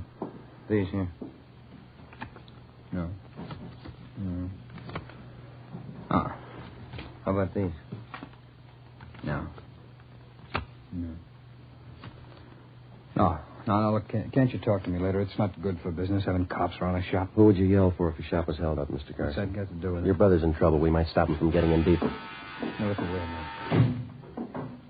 Hello, Mrs. Running. Good morning, Al. Can I help you? No, Roger. Go ahead and wait in the gentleman. No, that's all right. They're just waiting. We're just waiting. Can I help you? My husband's still cleaned and pressed. Can you have it back Tuesday? Tuesday, yeah, it'll be ready. My plaid jacket's cleaned and pressed. Right. Could you soak this little stairs here? Well, yeah, we take care of that. Tuesday, all right. Hey, thanks, Mrs. Running. All right, Al. Bye. Bye, Mrs. Running. Thanks. I don't like to hold you up, Garson. Just a few more questions. All right. Now, you said the last time your brother was here, he wanted to borrow your car. Is that right? That's right. Did you let him have it? I let him have nothing. How about the rest of your family? Oh, can't you let us alone? If Henry's in trouble, let him take care of it. We've got troubles enough of our own. This is important, Garson. We've got to have your cooperation. Oh, why me? Oh, Henry's no good. I admit it. But he's still my brother. Yeah? You asked me to send him to jail? If he belongs there, yeah. Look, I don't want any trouble. There won't be any. My mother lives in Santa Barbara. Just moved there. I got the address. Henry goes to see her every once in a while. When's the last time you saw her? 2 weeks ago, I was there, too, and something else. What's that? Henry had a gun. 11 a.m. Tuesday. Ben and I drove back to the office and put in a call to the Santa Barbara Police Department. We asked them to put a stake out on the home of Henry Garson's mother and to notify us the minute Garson was apprehended. We contacted San Diego and told them what we'd found out. After that, we doubled back on Turk Weber. From one of our informants, we heard that Weber and Garson had gone into some kind of a business together. For a bankroll, they'd succeeded in getting a loan from the Second National Bank out in Glendale. 1 p.m. We drove out and checked with the manager of the bank's loan department, Mr. Peabody. Here we are, officers. Stanley T. Weber, Henry Garson. Loan papers were signed over a month ago. What kind of a loan was it, Peabody? Business loan. Garson Weber came in with another man. They talked to our manager, Mr. Ascot. Excuse me. Yeah. What business are they in? Trucking concern. They wanted the money to buy equipment, more trucks. How much money did they borrow? $4,500, usual terms. I guess you inquired into their background. Oh, yes, their whole financial background. Did you know that Garson and Weber are both ex-convicts? I beg your pardon? I said, did you know that both of them are ex-convicts? You sure you haven't made a mistake? Henry Garson, Stanley T. Weber? Yeah, that's right. What'd they offer for collateral? Well, they had some of their equipment, 2 trucks, and then, of course, there was the cosigner. Who was that? The name's right here on the loan papers. I see. Right here. Cosigner, Frank Cheney.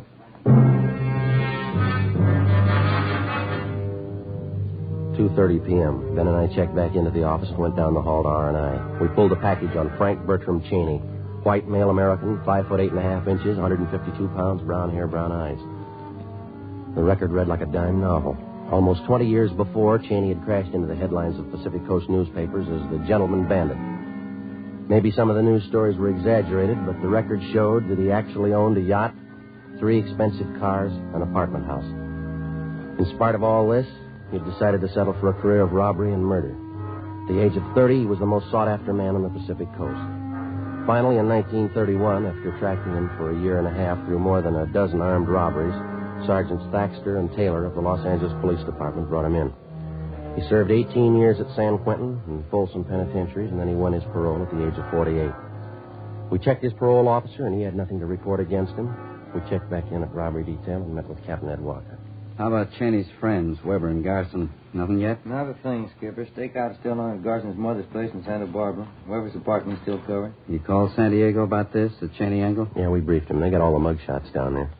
Weber's definitely been tagged as one of the men on that finance company job. I figured Garson for the second man, but none of the witnesses have picked out his mugshot. You talked to Cheney's parole officer, huh? Yeah, I did. He gave us Cheney's last address. Same as the one on his ex-con registration, but he's moved. Didn't notify the officer. Where does that leave you? Well, I talked to the manager at the apartment. He gave us a couple of addresses to run down.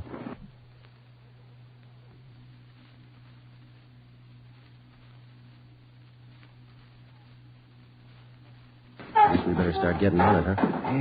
Yeah, it's getting late. Keep in touch. I'll notify you if anything breaks here. Right. Just a minute. Robbery, Walker. Who? Yeah, just a minute. You, Joe. Thank you. San Diego. Hey. Friday. McGuire, Joe. How you doing? Good.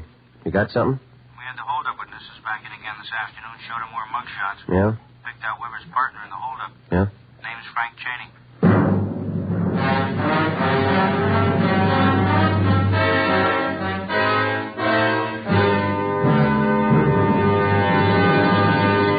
You are listening to Dragnet, the case history of a police investigation presented in the public interest by Fatima Cigarettes. If you smoke a long cigarette, it will be in your interest to listen to a typical case history of a Fatima smoker. It's the case of Lee Silver, general assignment reporter on one of New York's greatest newspapers. You'll see his picture in leading magazines this week. And here is his actual signed statement. When you have to meet a news deadline, you work at a fast pace, smoke at a fast pace. That's why I smoke Fatima. They're extra mild. In my opinion, it's wise to smoke extra mild Fatima. And more smokers are discovering this every day. Actual figures show Fatima has more than doubled its smokers coast to coast. So enjoy extra mild Fatima yourself. The king-size cigarette, which contains the finest Turkish and domestic tobaccos, superbly blended to make it extra mild. You will prefer Fatima's much different, much better flavor and aroma. You will agree. It's wise to smoke extra mild Fatima. It's wise to smoke extra mild Fatima. The best of all long cigarettes.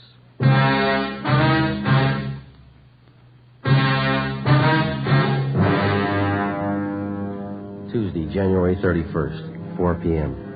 In addition to the San Diego teletype, we got out a local broadcast and an APB on Frank Cheney. By 4:30, Ben and I had checked out the first of two addresses where Cheney's former landlady told us that he might be staying. It was a rooming house out on West Washington. The owner told us that Cheney had stayed at his place for a few days, but that had been more than 2 months before. He had no idea where the suspect might be. We then drove to the second address. It was an apartment house on West Stanford near Slauson. Manager's name was Mrs. Pritchard. Why, yes, I believe Mr. and Mrs. Cheney are home. They've been in all day. Which apartment are they in, ma'am? Number 7, straight down the hall on your right. Thank you. They may be having dinner now. Are they expecting you? Be all right, ma'am. Thank you.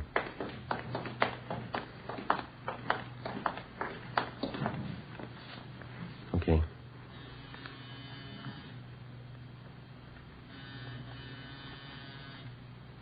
How about the door? It's open. Come on. The apartment was deserted. We checked the bedroom and the kitchen. There were obvious signs of a fast getaway. On a card table in the living room, we found the remains of a quick dinner. 2 places were set. One plate was almost clean, the other hardly touched. The coffee on the stove was still lukewarm. We called the office and arranged for a stakeout. Then we went back down the hall and talked to the manager again. Well, they moved in about a month ago, Sergeant. They looked like any other newly married couple. Did you notice if they had any visitors, Miss Pritchard? Well, they might have, but I didn't notice. Did you notice anything odd about him at all? Only that one thing. Yes, ma'am. Mr. Cheney always seemed to have plenty of money. Put down 2 months' rent in advance. But he didn't seem to have a job. Yes, ma'am. Well, every morning he'd sleep late, but his wife was up at 8 o'clock to go to work. Where'd she work, you know? A company called Thompson and some other name. Offices are down on South Hope. Builders, I think. Homes and things. My phone. Would you excuse me? Yes, ma'am. Go right ahead. Hello? Oh, yes. What? Yes, 2 police officers. Miss Pritchard, they no. want to talk to you. Hello? Cheney? Oh, yes, he hung up. An alert for Cheney and his wife was broadcast, with special attention for the south end of the city. The wife's name and description was added to the APB. The next morning, Ben and I located her place of employment, Thompson and Kilkenny, a big construction company. The office manager told us that 3 days before, Mrs. Cheney had resigned her job by letter. She asked that her final paycheck be sent to her mother, who lived in Marysville, California. We contacted the Marysville Police Department immediately, and the home of Cheney's mother-in-law was placed under 24-hour surveillance. We now had more than a half a dozen stakeouts going. A week passed. Nothing. Cheney and his wife seemed to have dropped completely from sight. Wednesday, February 9th, we got a tip from the Santa Barbara police that Cheney's friend, Henry Garson, was in Los Angeles working in an auction house on Wilshire Boulevard. We ran it down. Looks like a high-class place. They got a nice crowd, haven't they? Did you catalog, sir? No, thanks. We'd like to see the manager, please. All right. Let me see. Oh, yes, over there by the claim desk. The man in the dark suit, Mr. Will. Thank you. Thank you.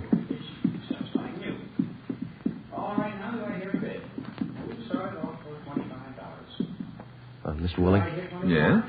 Police officer, sir. We'd like to check on a man who's supposed to be one of your employees here. Oh, that's so? What's his name? Here's his picture. Can you identify? Why, yes, that's Johnson, the new clerk. You want to talk to him? Yes, sir. All right. Right this way. He's back in the storeroom. Some kind of trouble? We'd like to talk to him. Yes, all right. Let's see. Oh, yes, there he is. Johnson. Oh, Johnson, would you come on, Ben. What are you running for? Johnson, come here. Out the back. Yeah. There he goes. He's heading up the street. Come on. You got on that bus. All right, come on, let's double back to the car. Yep. Hurry. Yep.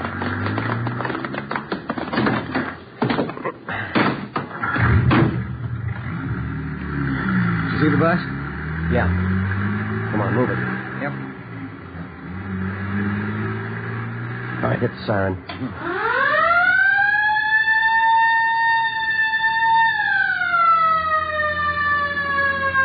All right, that did it. The driver's pulling over. Pull up behind the bus there, huh? Yeah, come on, let's go. You cover the back door, will you? Right.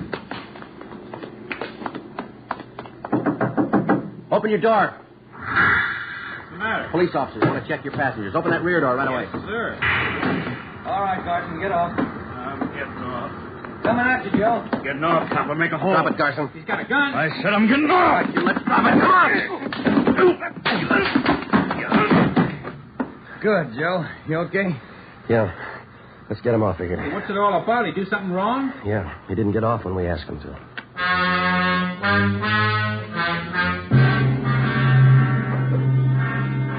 "9 p.m. Wednesday. We drove Garson to Georgia Street Receiving Hospital, where he was treated for minor cuts and bruises. Then we took him back to the office to the interrogation room. We called San Diego and notified them of the arrest. From 10 o'clock that night until 10 the next morning, Captain Walker, Ben, and I questioned Garson. He refused to admit that he even knew Frank Cheney or Turk Weber. By noon, he was pretty tired. So were we. At 12:05, a call came through from San Diego. Friday, this is Russ Ormsby. Yeah, Russ. Press lead on Turk Weber. He's got a sister living in San Clemente. Yeah? And we've got her house staked out. Had a tip he's going to pay her a visit. When's that? This afternoon.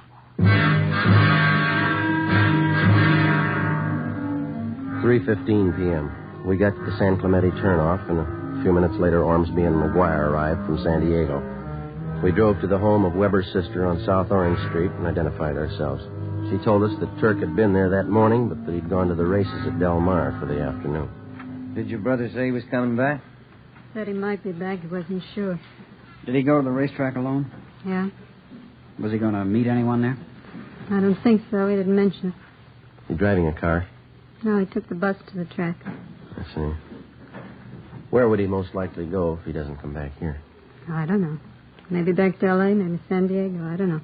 And do you know if your brother Turk is going to meet Frank Cheney? How could he? Turk says Cheney's up north someplace with his wife. Told me that this morning. Where up north? He didn't know. Mm-hmm. You and McGuire want to stake out here, Ormsby? Ben and I'll hit the track. Yeah, okay. Look, I can't have cops here if Turk comes back. They think I framed him. He'll get over it. You don't know Turk. When he gets sore, he goes out of his head. He'll kill me. Why worry, miss? Huh? He'll have to kill us first.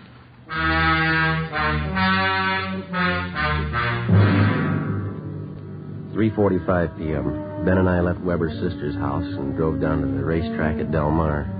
We got there just at the start of the 7th race.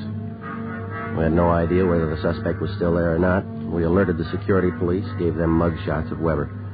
Then we went to the public address booth in the clubhouse and talked to the man in charge. A few minutes later, the trap for Weber was set. Mr. Stanley T. Weber, please come to the public address booth. Emergency phone call. Mr. Stanley T. Weber, please come to the public address booth. We waited. Ben stationed at a vantage point on one side of the booth, me on the other. Minutes passed. Weber didn't show. Ben caught my eye and shrugged his shoulders. Mr. Stanley T. Weber, please come to the public address booth. Emergency telephone call. Mr. Stanley T. Weber, please come to the public address booth. The announcer was barely finished when I saw Ben motioning. I looked and saw a large man heading up the cement ramp. When he got to the top, he turned to his right and headed straight for the public address booth. It was Turk Weber. Hold it right there, Weber. Police officers, get your hands up. What is this? You lousy cops, I'll have you busted for this. Save it, Weber. Get your hands up. Who tipped you? What difference does it make? Stand still. You'll never get him. You'll never get him in 20 years. Never get who? You know who. Cheney. He's too smart for you. You'll never get him, not in 20 years. All right, we got you, Weber. Shake him, Ben. I'll shake you, copper. Watch it, Ben. Let go. I'll kill you. I'll kill you. All right. That's it. He's sure a big package. Yeah. What's that over there? Did that fall out of his pocket? Like a tip sheet. Yeah. Blue Boys Peerless Selection for Thursday. Price $1. Let me look at that a minute, Kelly. Best picks. You can't lose. This is your lucky day. What's it prove? He ought to get his dollar back.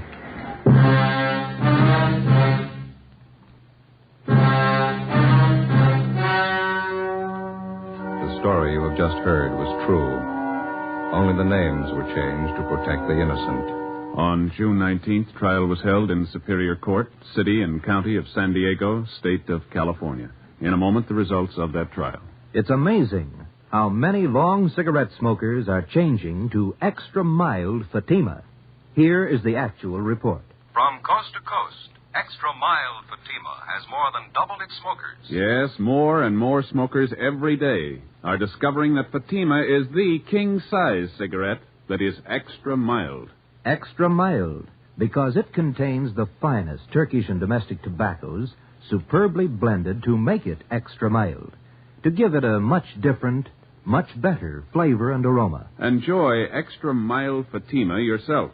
Best of all long cigarettes. It's wise to smoke extra mild Fatima. It's wise to smoke extra mild Fatima.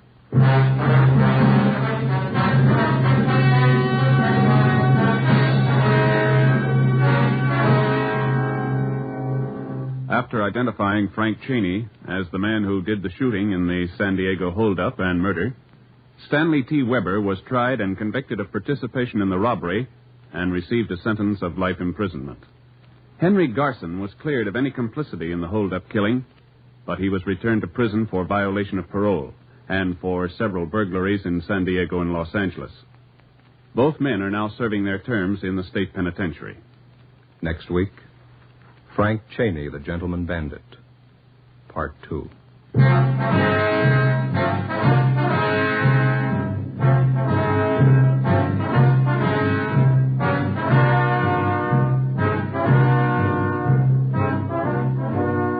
You have just heard Dragnet, a series of authentic cases from official files. Technical advice for Dragnet comes from the Office of Chief of Police W.A. Wharton, Los Angeles Police Department.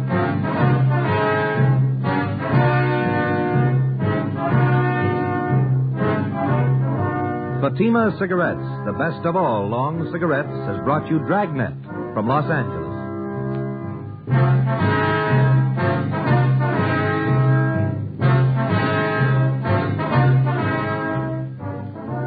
Next, Sarah's Private Caper with comedian Sarah Berner on NBC.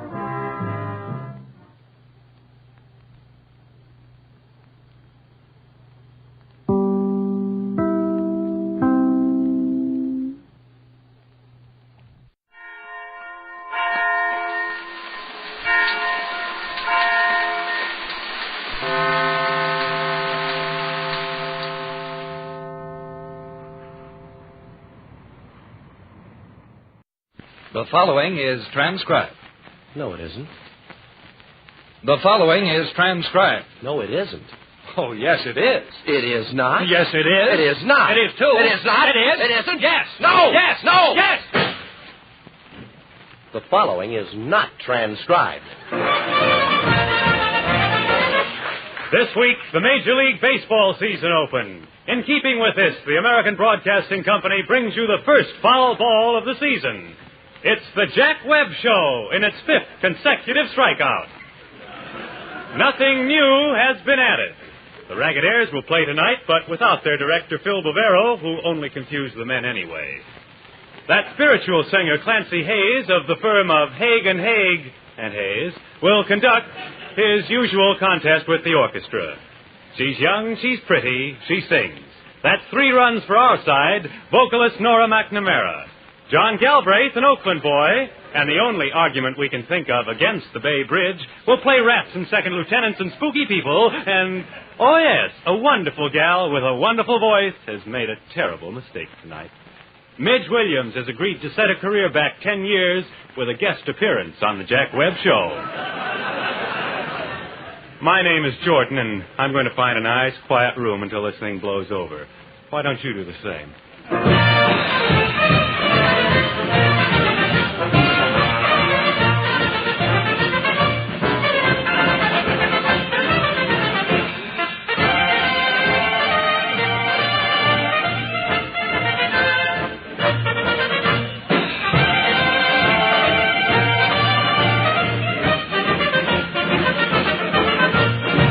Good evening, ladies and gentlemen. How are all our listeners out there? Both of you. John Galbraith, put your glasses on so you can find the microphone and come on over here, will you? Oh, Jack, my, boy, that's certainly a healthy crop of freckles you picked up in the San Francisco sunshine. What do you mean, freckles? Those are the holes in the microphone. Put them on, will you? Yeah. Hey, but of course, how stupid of me, Jack. Your head doesn't say ABC on it, does it? Neither do yours, John. Don't we have a grand studio audience here tonight, John? Do you know who these boys are? Who are the girls? Finally got those... Oh, you finally got those glasses on, huh, John? Well, these men are 200 Army patients from Letterman General Hospital here in San Francisco. And most of them have only been in this country 4 days. Some of them even 1 day. Jack, who are the girls? I think we ought to have some ruffles and flourishes for the generals here tonight. Who are the girls? Welcome home, generals.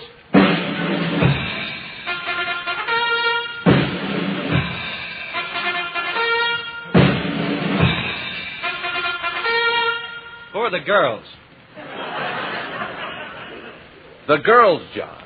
Oh, say. Yes. There's 75 hostesses from the Oak Street USO. Aren't they, though? Yeah, well, I guess we ought to have some ruffles and flourishes for them, too, you know? Yeah. They've already got the ruffles. Let's just have the flourishes, shall we?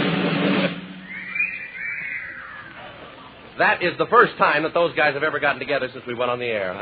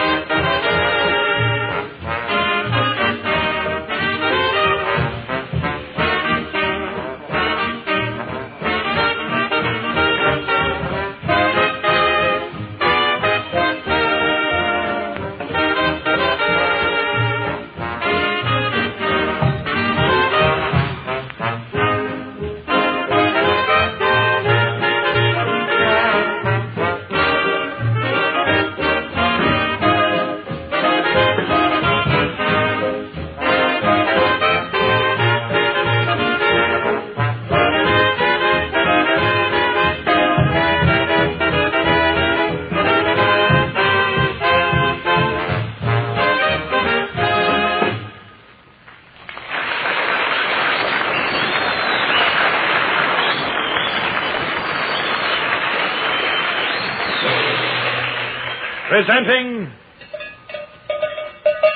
a page torn from the private files of Slim Slade, Western band leader.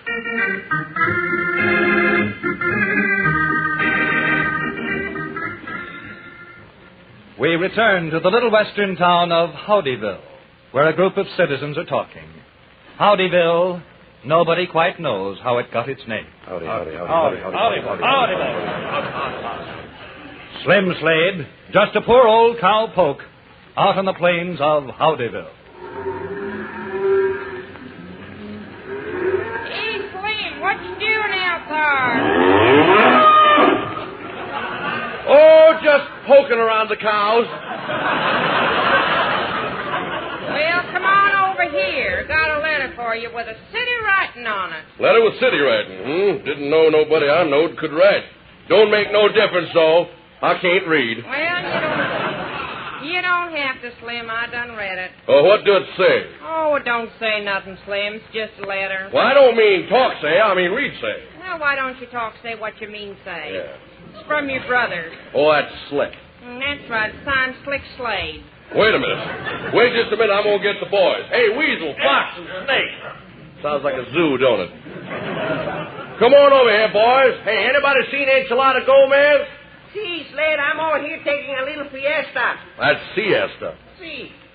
Come on over here, boys. Well, howdy, Slim. Howdy. Howdy. Say, I got a letter from my brother in Hawaii. Slim, I believe that's pronounced Hawaii. Oh, yeah. I never was much good in them European names. Well, go ahead, Weasel. Here's the letter. Yeah, Weasel, what do it say? Why, don't say nothing, Slim. It's just a letter. Well, I don't mean talk say. I mean read say. Why don't you talk say what you mean say? It's from your brother. Daggone, I know that. Well, the letter says... I thought you... Quiet, Slim. Dear friend brother, I'm making lots of money. I never knowed when I left Fort Worth there was so doggone much money in the world. I'm making lots of money. Doggone, brother. Doggone, brother. Money's one thing I got plenty of. Like Ma said, money can't buy friends. But who wants friends when you got this much money?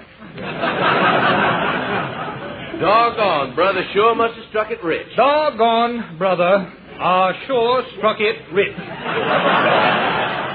I'm making plenty of money. I got myself a Western band, and we play Western music. That's a novelty. And we're all making lots of money over here in Hawaii. We call the Western band Slick Slade and his Hilo Monsters.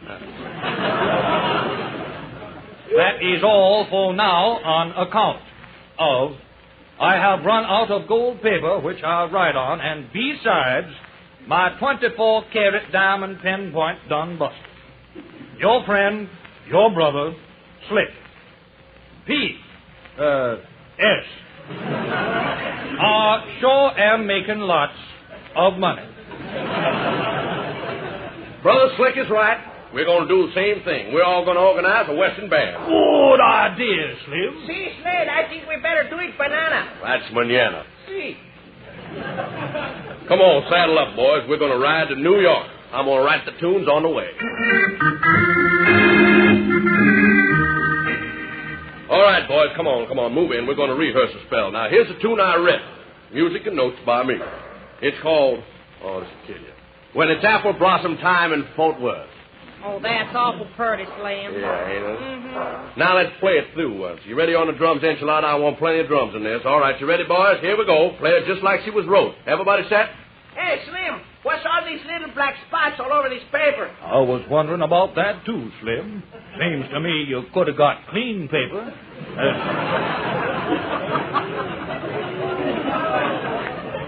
Well, you know, as long as you was a-paying for it. Them's notes. Them's what you play. Oh, excuse me. Now, come on. Here we go. I'm going to count three. Are you ready? Put her in half. I'll stomp my foot 3 times. Get set now. It's going to come fast. You got to be ready. Let's play it just like she was wrote. Don't leave nothing out. It's all good. If you get lost, keep it going. Don't go straggling all over this song like a dogie. Come on. Relax. Tighten up. Smile. Frown, because you're going to enjoy this one. Steady in the saddle. I'm a-counting. 1, 2. Hold it, boys. I better tell you. We're going to start this number on 3. You got that, boys, or you want to write it down?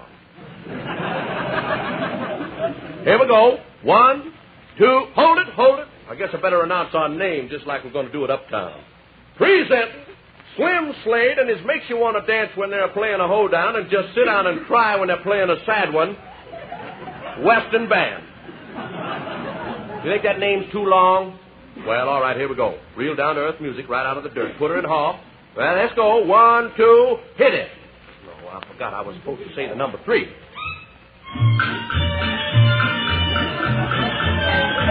Hold it, boys, hold it. You done right good on that one. You done right good on When It's Apple Blossom Time in Fort Worth. Now, I got another one I want to try. Music and notes by me. It's called Horsefly Pie and Apple Pan Howdy.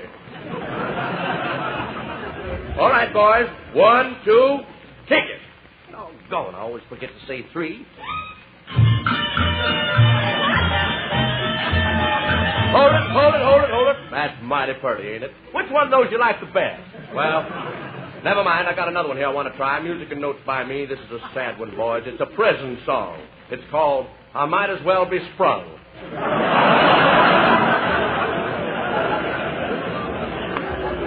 Okay, let's do her. 1, 2, take her. Now, why didn't I say 3? Hold it. Boys, I gotta say you sure are versatile. Them 3 are the prettiest tunes I ever did hear. Now, I think we're all ready to go. But before we do, I got one more tune I'd like to try. Music and notes by me. I call this one Bang, Bang, Bang Went My 6-Gun. That's pretty, ain't it? Kind of nostalgic. All right, boys. 1, 2, play it. Now, what happened to 3?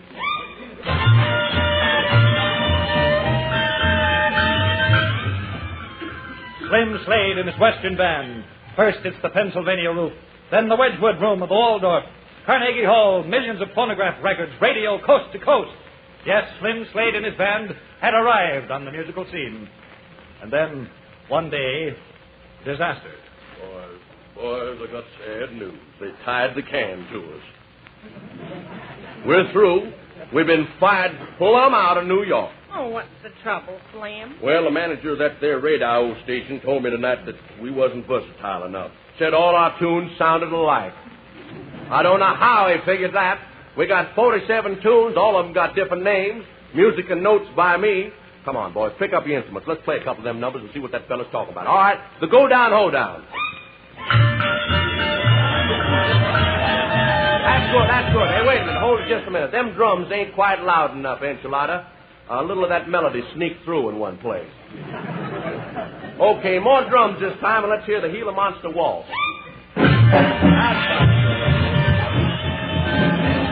Okay. Now I want to hear one more. I want to hear Oh, You Beautiful Texas. This is pretty. I like it. All right, now listen. Now let's go back. Let's do a little reviewing. Let's go way back. Let's hear our first hit. The tune that brung us here. When it's apple blossom time in Fort Worth. Okay, boys. Oh, no. That fella don't know what he's talking about. Them's 4 of the prettiest tunes I ever heard. But we're going back to Texas. I'm plumb played out. I ain't got another tune in me. I'm just like that fella Irvine Berlin. Only he's got someone to help him with them lyrics. I got to write the notes myself. Saddle up, boys. We're all through. We're going back to poking cows. If we stay here any longer, we're going to get in a rut.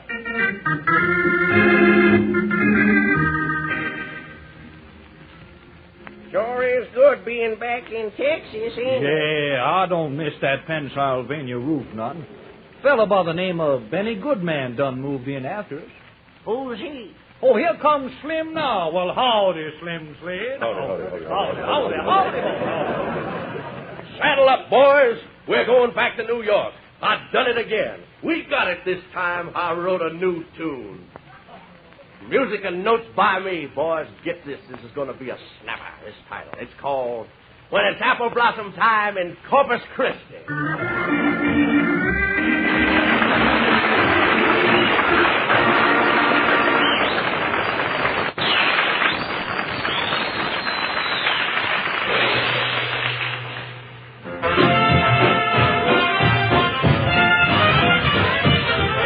My baby don't care for clothes. My baby don't care for shows. My baby just cares for me. My baby don't care for silks and laces. My baby don't care for high-tone places. My baby don't care for rings and other expensive things. She's sensible as can be. My baby don't care who knows it. My baby just cares for me.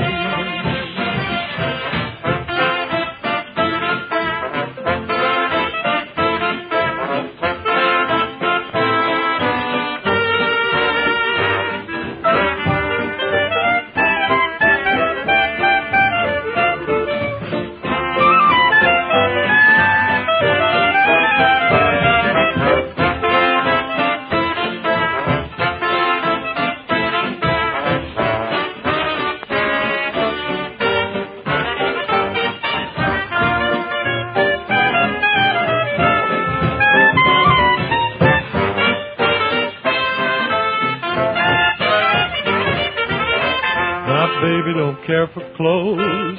My baby don't care for shows. My baby just cares for me. My baby don't care for silks and laces. My baby don't care for high-tone places. My baby don't care for rings and other expensive things. She's sensible as can be. My baby don't care who knows it. My baby just cares for me.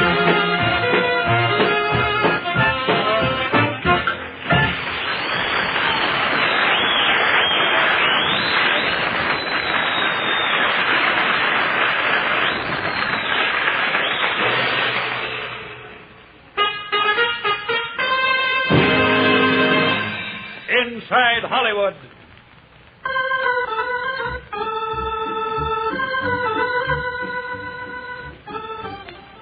Presenting Hollywood's own beloved, sweet, darling, pretty, vivacious, lovable... Ah, yes. Brunella Carsons. Miss Carsons. Thank you, ugly boy. Good evening, all my friends here in Movie Land. Tonight, instead of my usual dribble... must be a typographical error. They must mean trivia. I'm speaking to you from the sound stages of stupendous pictures, and I want you to look in with me. Shall we be off?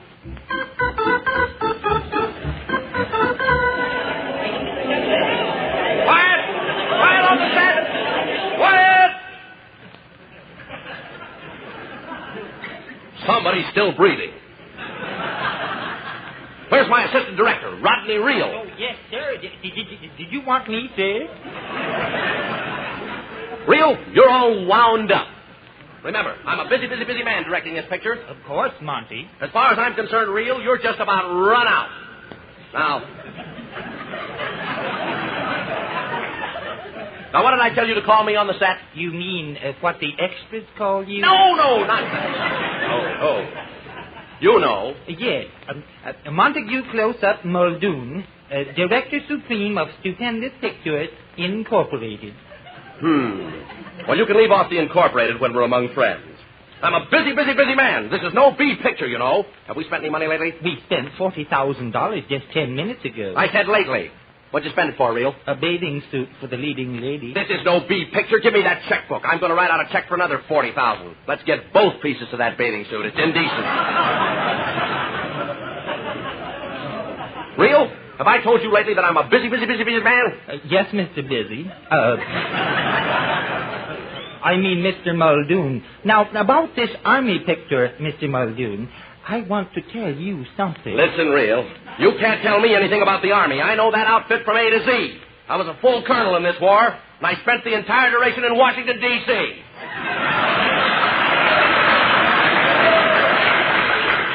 Now, what about that desert scene? Well, we're having difficulty finding a desert big enough to hold 2,000 troop transports. Now, listen, if MacArthur could afford to use 1,000 troop transports, Stupendous Pictures can afford to use 2,000. But there's no desert big enough. Well, I told you to buy Death Valley. If you don't hurry, they'll start a housing project out there. Reel, you slipped your spool for the last time with me. I'm taking over the entire production of this picture personally. I promised the Secretary of War that this Army picture would be ready 3 days ago. I'll keep that promise. Yes, Mr. Muldoon. Have you got that explosion scene ready? Yes, sir. Well, the bomb men have been working on it for 2 weeks.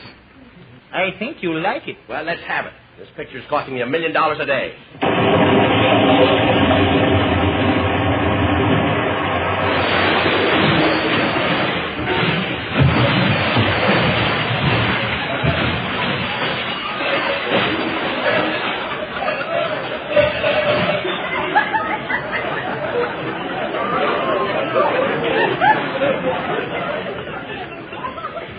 It's not long enough. Do it again. Well, I'm off for the desert. Forgot my checkbook.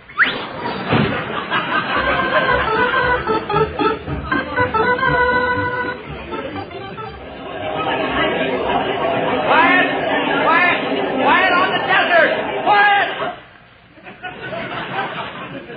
Well, Real, what's your excuse this time? Well, Mr. Muldoon, I don't see a drop of water out here anywhere. But, Mr. Muldoon... I told you to flood this entire desert under 26 feet of water. Now, what are we going to do with Esther Williams? In this picture, she won't swim. Well, in this picture, she just won't swim. She'll have to ride a camel, that's all.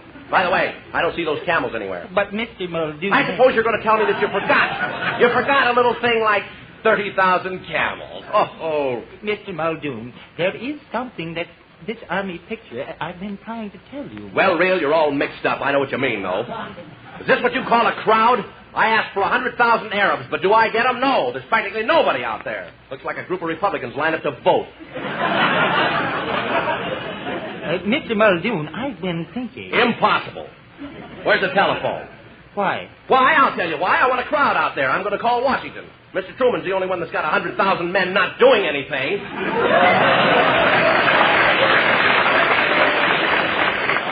Well, Mr. Muldoon, there's no telephone way out here in the desert. No, who says so? When Muldoon wants a telephone, Muldoon gets a telephone. Why, there's probably one hanging right here on this banana tree.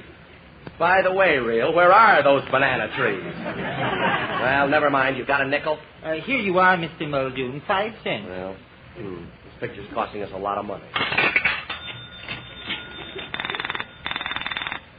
Hello? What number did I dial? Well, how should I know what number I dialed? I'm a busy man. Give me the White House. No, I won't wait. I want the White House. I'm a busy man. Hello, White House? I want to talk to you-know-who. Is he busy?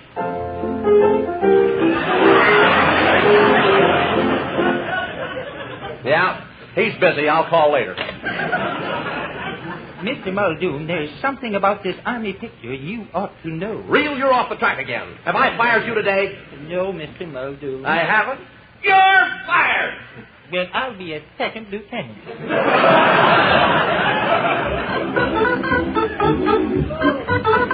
All right. Now, places, everybody. Hurry up. Is it going to take all day for 300,000 people to get set? You back there, stop blinking your eyes. Now, when I give the signal, all 300,000 of you Arabs run out to that clearing in the desert. Now, the army planes, wait a minute. Yeah, they're up there circling around. All right. At a signal from me, they'll swoop down and strafe you. They're using real bullets, so be careful.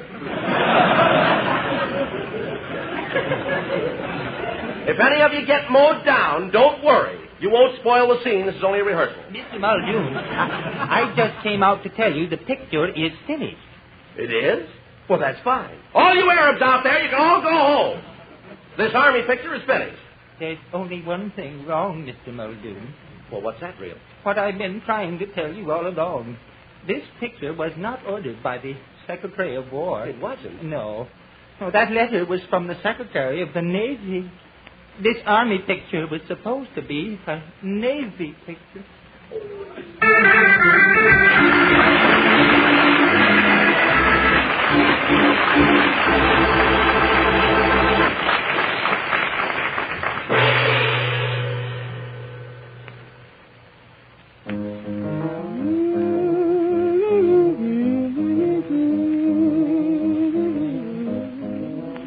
It's the blues.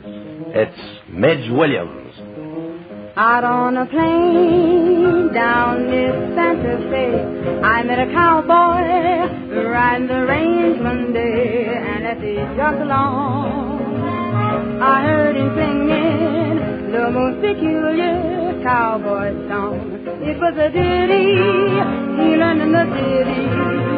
Come to ay-yi-yi, come to yippee-yi-yi, by getting along.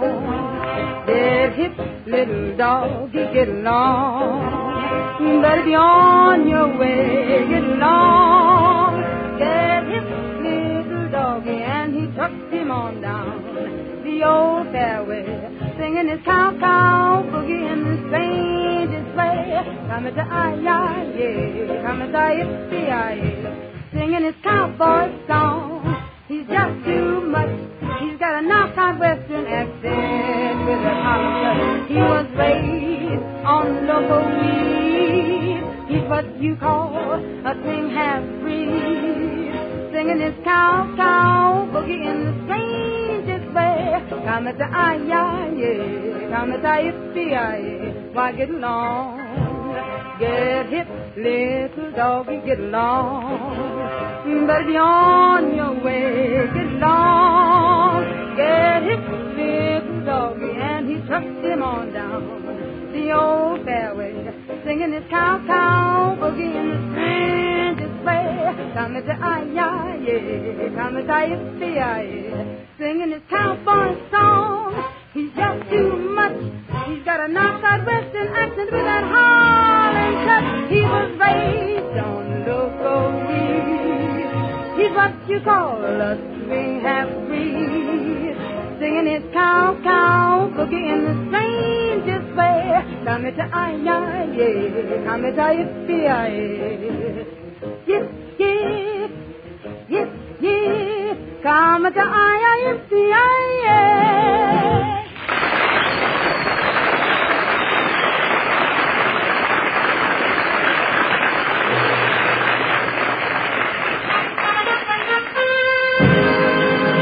Stand by. Here's the news you've been waiting all week to hear. Here's the news thousands of you want to hear. Folks, he's talking about the results of our Ginger Peachy contest announced last week. Remember, we told you to write a letter on the subject, how to get the Jack Webb show off the air. Didn't work, did it? Well, John, clean your glasses and read the winning letter. Here it is, Jack. In part it says, I read from the letter, quote, Chapter 1 entitled The Process of Air Fumigation, or How to Get the Jack Webb Show Off the Air. The solution is to have each person in the country take deeper and more breaths, and it won't be long until all the air is used up, and then there will be no air for Webb to be on. How silly. And it's signed Betty Ford, Pyramid Court, Sparks, Nevada. Congratulations, Miss Ford. I hate you, Miss Ford. But enough of these pats in the back for Miss Ford. She wants to know what she's won. By the way, what did she win? Oh, boy, she won, and how what she won. Well, what did she win? Well, Nora McNamara will just put that geometry book away for a minute and come up here. John, you don't mean we're giving Nora away? No. Nora has the prize. And here it is. My, look at that thing, that king-size egg. Isn't that beautiful?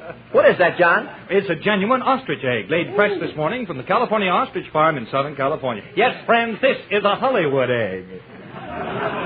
Yes, sir, this ostrich egg has been autographed by all members of the cast, including John Galbraith, who makes his usual X. And it has been lacquered and placed on a solid wooden base. And all this, with our best wishes, will be shipped air express to the winner of this week's contest, Betty Ford, Sparks, Nevada. Well, right now...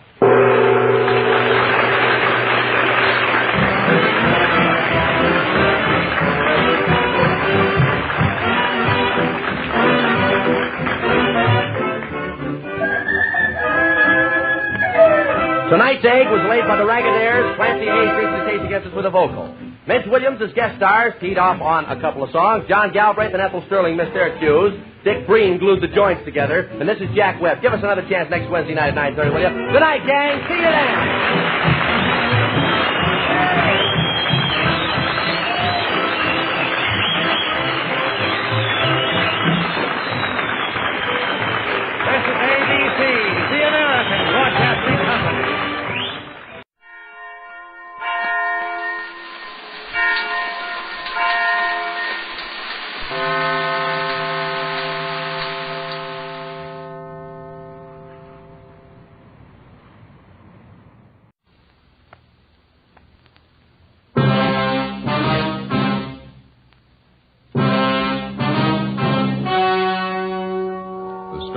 About to hear is true.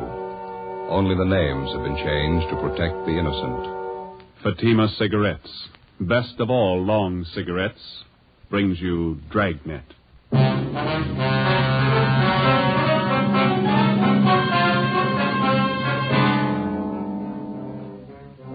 You're a detective sergeant. You're assigned to robbery detail. 3 persons are shot down in a $12,000 holdup. One of the bandits is apprehended, convicted, and sent to prison for life. The other one is still at large. Your job, get him. If you want a long cigarette, smoke the best of all long cigarettes. Smoke extra mild Fatima. Yes, Fatima is the king-size cigarette, which contains the finest Turkish and domestic tobaccos superbly blended to make it extra mild, to give Fatima a much different, much better flavor and aroma than any other long cigarette. That's why Fatima has more than doubled its smokers coast to coast. Enjoy extra mild Fatima yourself. Best of all, long cigarettes. It's wise to smoke extra mild Fatima. It's wise to smoke extra mild Fatima.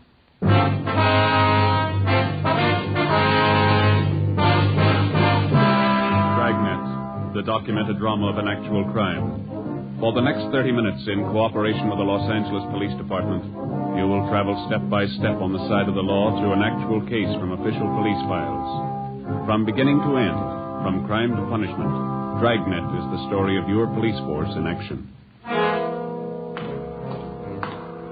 It was Tuesday, June 6th. It was cloudy in Los Angeles. We were working the day watch out of robbery detail. My partner's Ben Romero. The boss is Captain Ed Walker. My name's Friday. I was on the way back from communications, and it was 11:35 a.m. when I got to room 27A, robbery division. Bill? Hi. Oh, hi, Dave. Message in the book for you. Came in a couple of minutes ago. Oh, thank you. Woman's voice. Wanted you to call as soon as you got in. Yeah, thank you, Dave. I'll get it now.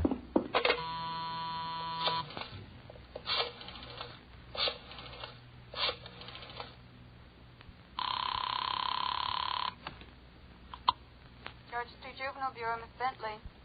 Policewoman River there, please. Just a minute. River? Hold on, please. All right. Miss River? Dorothy? Joe Friday. Oh, yes, Joe. You get the message? Yeah. You worrying about your purse? I can't find it anywhere. Did I leave it in your car last night? Found it this morning. I can leave it at the desk here if you like. You can pick it up sometime today. Oh, that'll be swell, Joe. Thanks a lot. Sure, Dorothy. I had a wonderful time last night, Joe. I certainly enjoyed it. Yeah. Pretty good movie, huh? Hey, Dorothy? Yeah. Mother and I were talking this morning at breakfast. Mm-hmm. Like to come over to the house sometime for dinner? Ma'd like to meet you. Oh, well, sure. That'd be fine. I'd like to meet your mother. How about a week from this coming Monday? That's my day off. Is that okay? All right. A week from this Monday. The weather's good. Well, maybe we can have a barbecue out in the back. Oh, it sounds wonderful.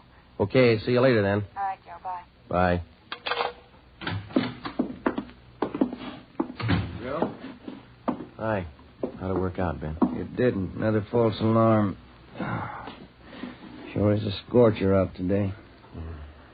4 months' work and not one solid lead. Where are we going? I haven't got the answer. I've run down so many bum tips, I don't think I know the real thing would hit me in the face. Yeah. Romero, Joe? Yeah, Skipper? Oh, McGuire and Mort Gear from San Diego just got here. You want to come in? Yeah, right away, Ed.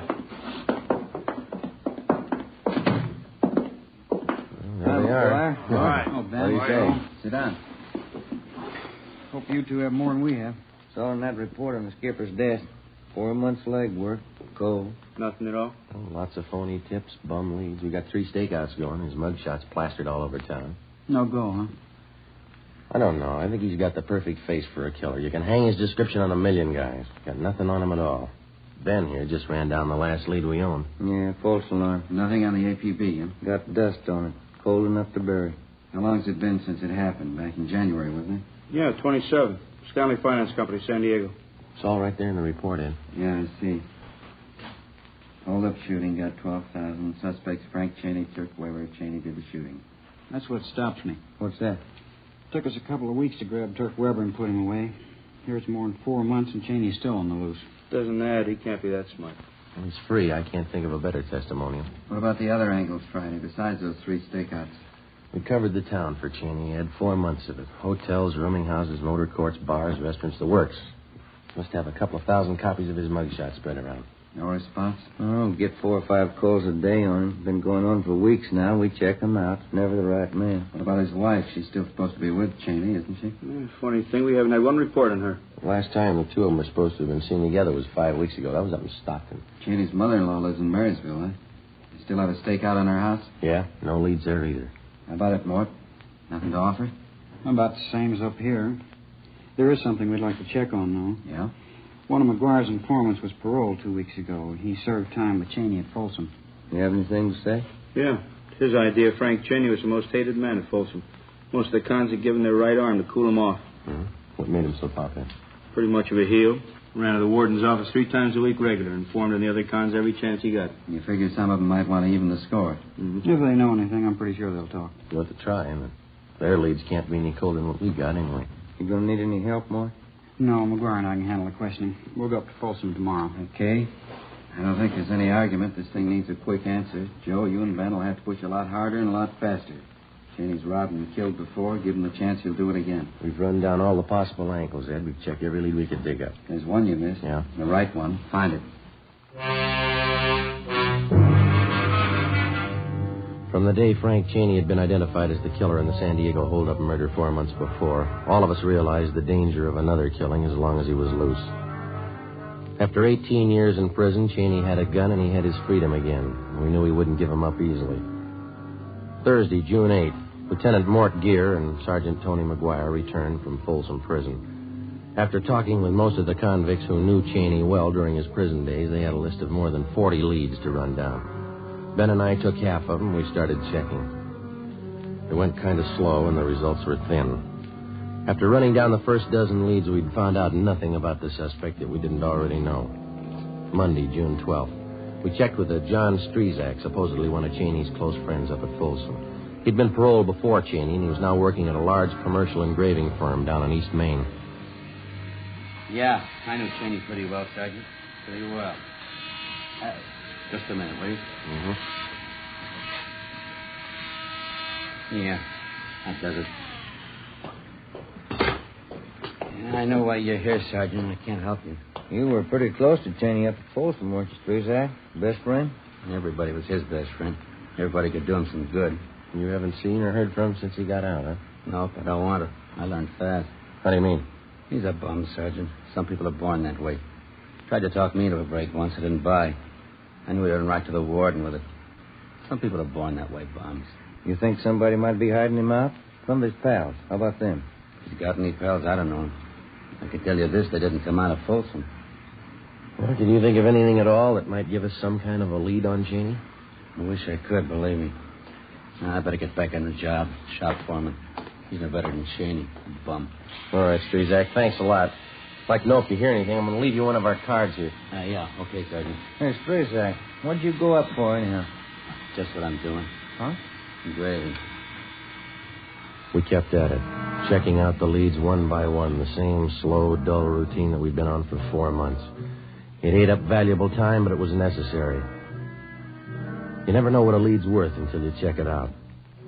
During the past months, from the least promising sources, we'd uncovered a half a dozen bits of information about the suspect, none of them conclusive, but they helped point the way. We found out Cheney's favorite sport was sailing. Yacht clubs up and down the coast were contacted and asked to watch for him. We learned where Cheney got his eyeglasses, contact lenses. We went to the optician, got the prescription for them, and had copies of it distributed to all optical firms in the area. They got a request for lenses which matched those in Cheney's eyeglasses or contact lenses. They were to notify us. From a former college friend, we found out that the suspect was once treated for tuberculosis, and because of this, he drank only goat's milk. All the retailers in the area who sold goat's milk were contacted and alerted. We set up a system to check regularly all the mail received by relatives of both Cheney and his wife. Thursday, June 15th. Hi. San Diego called while you were out. What year? They come up with anything? Yeah. One lead told him Cheney learned the printing trade while he was up at Folsom. Knew the business well enough to work at it. San Diego checking that out? They alerted the Printers Union. We'll do the same up here. Picture and story on Cheney will be in the Union newspaper next week. Yeah. And we dug up another bit on Cheney. We got it this morning. What's that? Well, instead of ordinary eyeglasses, Cheney's been known to wear contact lenses. You know, glass fits right over your eye. Uh-huh. Good chance he might be wearing them now. Kind of helped change his appearance. We got the prescription for the lenses from Cheney's eye doctor. Got the information to all the optical firms in town. Good. Friday, man out here to see you. Oh, okay, thank you, Dave. All right, that's all. Better contact San Diego. Keep him posted. Right, Skipper? This gentleman here, Joe. This is Sergeant Friday. Yes, sir. Hi, Sergeant.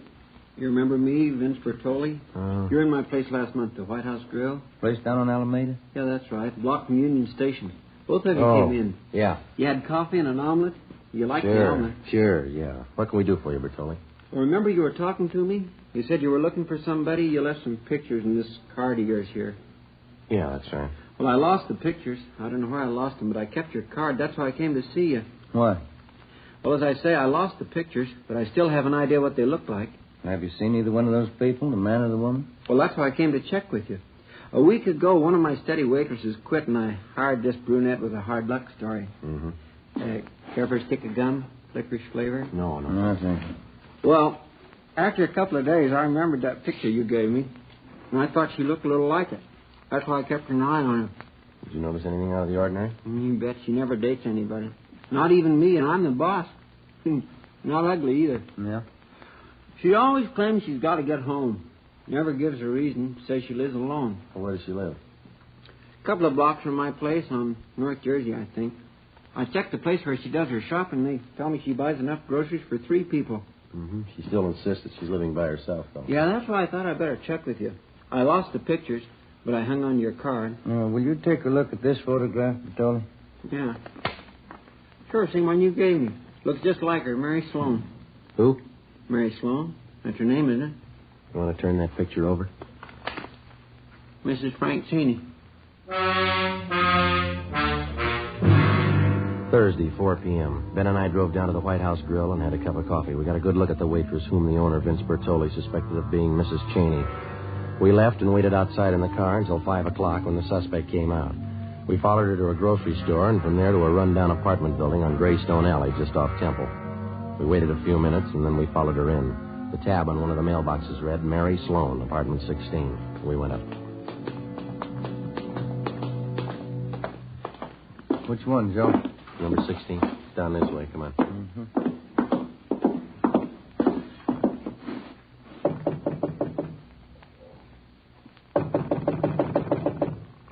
I guess we better try the door, huh?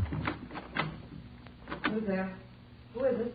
Police officers, open up. What do you want? Open the door. Just a minute.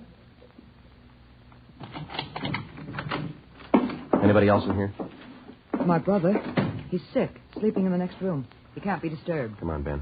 You can't go in there. Honey, the cow! Get out! Joe, the window. All right, get back inside here. Come on, you. Let go of me! His arms, Ben. Grab it, will you? All right, you.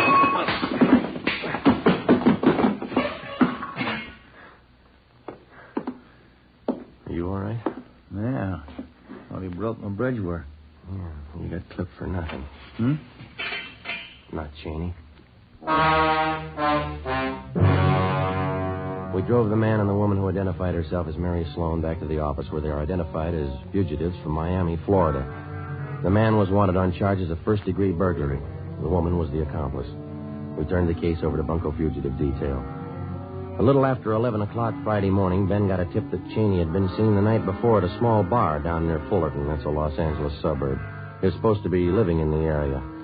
We spent Friday, Saturday, and Sunday tracking it down. It went nowhere. On Monday, for the first time in 3.5 weeks, we had some time off. Half a day. I picked up policewoman Dorothy River and drove her out to the house for lunch. We had a barbecue out in the backyard. Certainly a wonderful place you have here, Mrs. Friday. Beautiful garden. Oh, thank you. It's a lot of work keeping it up. Roses didn't do well at all this year. Aphis, you know. Much more spare ribs, Dorothy. The fire's just right now. Oh, no, thanks, Joe. I've had plenty. Care for another cup of coffee, Dorothy? All right, thank you. I'm glad you could come today, Dorothy. Joseph's been talking so much about you. Oh? You surprised me a little when I met you. How's that? How about some more ribs, Ma? Oh, no, thank you, Joseph.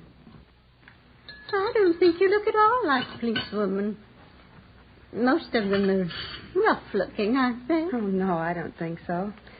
They look like most women. Nothing much out of the ordinary about them. Oh? Well, those times have certainly changed. We didn't have police women when I was a girl. Probably could have used them. Well, I don't know. I don't think we had so much crime then. Times were much different. You seem so young for such work, Dorothy. Policewoman. I'm 25, Mrs. Friday. Been with the department almost 2 years. Oh, yes, you're a young girl. Joseph's 31, you know. Yes, I know. Hey, Ma, how about letting me gather you the dishes up? Oh, no, that's all right, Joseph. You just sit there. Have your coffee. I'm used to this. Have to get used to housework when you're married. Hopping outside. A wonderful dinner, Joe. Your mother's very sweet. Yeah, real subtle, isn't she? Oh, motherly instinct. Somebody has to look after you. That's the phone, Dorothy. I better grab it. I'll be right back. Okay.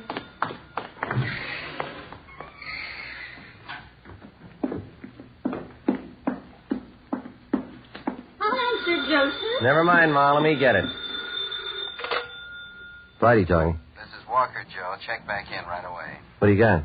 Spring and West Temple, the Second National Bank. Yeah? Frank Cheney just held it up.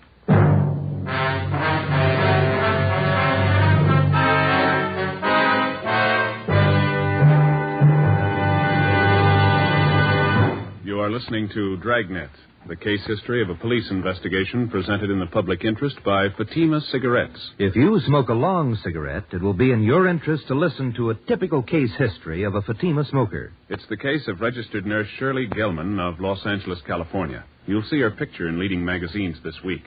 Now, her actual signed statement. When I go off duty, I appreciate a mild cigarette. Fatimas are extra mild. I can enjoy them more. I agree. It's wise to smoke extra mild Fatima. And more smokers are discovering this every day. Actual figures show Fatima has more than doubled its smokers coast to coast. So enjoy extra mild Fatima yourself. The king-size cigarette, which contains the finest Turkish and domestic tobaccos superbly blended to make it extra mild. You will prefer Fatima's much different, much better flavor and aroma. You will agree. It's wise to smoke extra mild Fatima. It's wise to smoke extra mild Fatima. The best of all long cigarettes.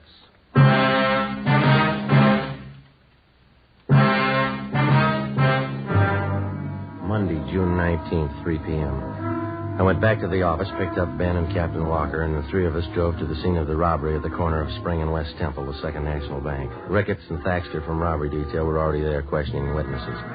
We talked to the bank's vice president in charge at the time of the holdup, a Mr. Bronson. He had a welt on the right side of his head and was pretty badly shaken. He had his hand in one of his coat pockets, and he walked straight over to me. It's the first thing he said. This is a holdup. You're positive of the identification, Mr. Bronson? I'm certain. This picture here, it's the man, all right. The others will tell you the same. Who's that, Mr. Bronson? The tellers, they all got a good look at him. No mistake.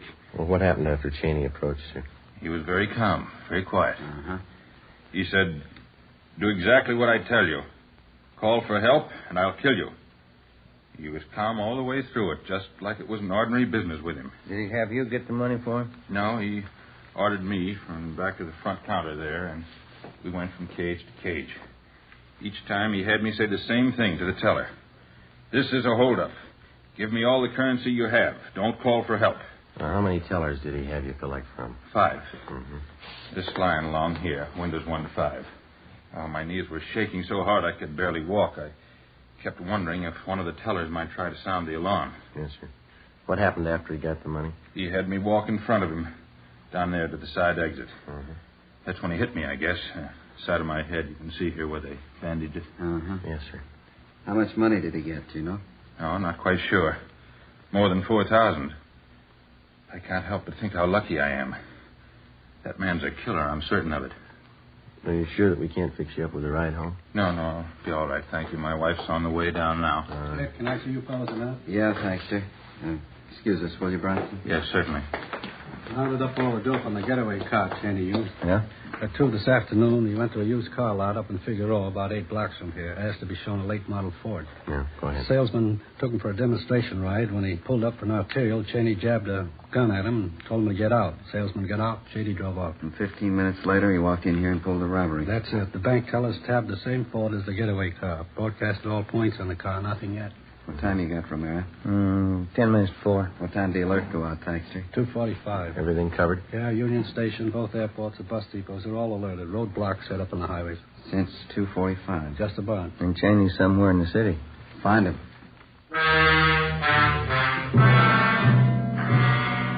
6 p.m., the search went on. We called into the office and had them notify San Diego of the latest developments in the case. At 7 p.m., the weather started to cloud up. Still no sign of Cheney or the getaway car. At 8 o'clock, it started to rain. A few minutes past 10, a 2-door Ford sedan was found abandoned on San Pedro Street near South Park. The license number matched that of Cheney's getaway car. The sedan was impounded and towed to a garage for fingerprinting.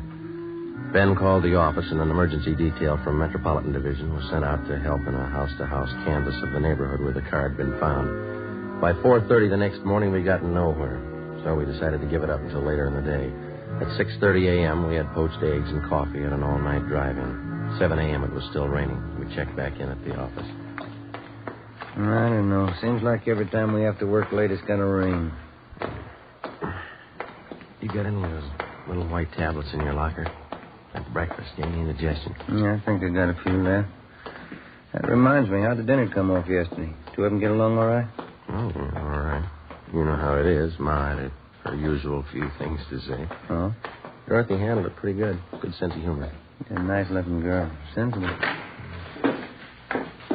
Hiya. What's say, Earl? Do any good? No, not much. Phone message in the book for you. You're supposed to call as soon as you get in.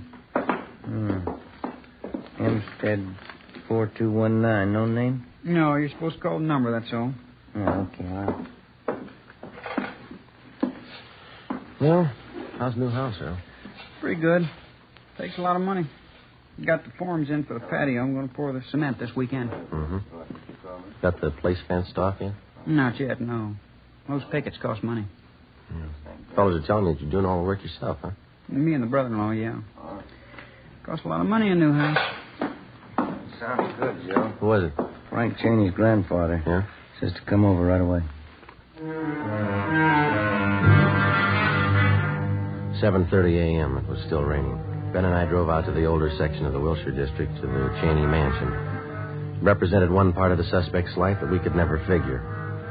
As a child and later as a young man, Frank Cheney had had every advantage and comfort that a millionaire father could buy for him.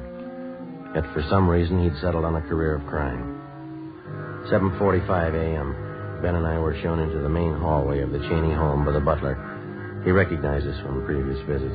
He took our hats and coats and then led us up the staircase to the master bedroom at the far end of the second floor. We found Cheney's 82-year-old grandfather propped up in a four-poster bed.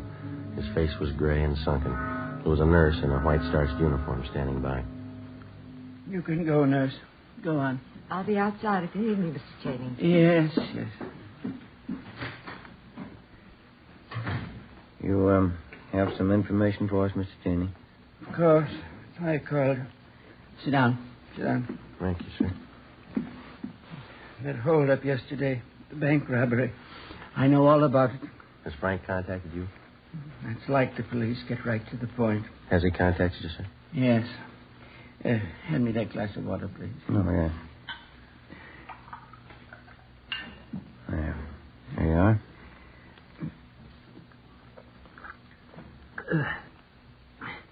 Thank you.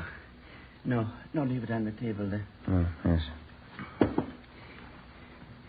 When Frank got out of prison last year, he came to see me. I offered him one more chance. I told him if he decided to earn his way, he'd have all the help I could give him. He said he would. Yes, sir. I was a fool like everyone else. I believed him. Any idea where Frank is now? I gave him everything it was possible to give him. He wrecked the family, his father's life, my life. Everything he touched, he ruined. You know where he is now, sir? He telephoned me day before yesterday. He was going away, Central America. Why didn't you notify us? When he was going away, I thought it'd be better. We've had enough notoriety, newspaper stories. How was he going to get to South America, sir? Swedish ship. He's going to work his way. He called from San Pedro. Staying in some hotel there. You don't know the name? Find him, take him away. Bury him someplace. Okay, Joe. Yeah. Well, thank you very much, Mr. Cheney. Sergeant. Yes, sir? Frank will have a gun. He'll try to use it. Yes, sir. Kill him. 9 a.m. Ben and I went back to the office and put in a call to the Swedish Vice Consulate on South Spring Street. They told us that 3 days before, a man answering Cheney's description had signed on the Swedish motor ship Southern Cross as a member of the engine room crew. We picked up Sergeants Thaxter and Davis and drove down to San Pedro. The Southern Cross was still taking on cargo when we got there. We showed Cheney's mugshot to the first mate. You're the American. Cameron, that's him. He signed on this trip. Is he aboard the ship now? Oh, he's right up there on deck. He was there. I guess he went below. What if you take us to him, please? All right. Lindgren! Ja? Ta över kommando en liten stund. All right, this way. The gangway, mind you. Better watch it, man. Yeah.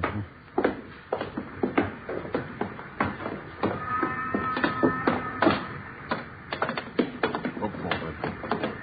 Through here. Mm-hmm. Maybe you better stay behind here, sir. We'll take him. What's that? Might be a little trouble here. Do you want to stay behind us? All right. You must stay in the engine room. Straight ahead, then turn to your left. Down the companion way. Right, thank you. Come on, now watch your step, man.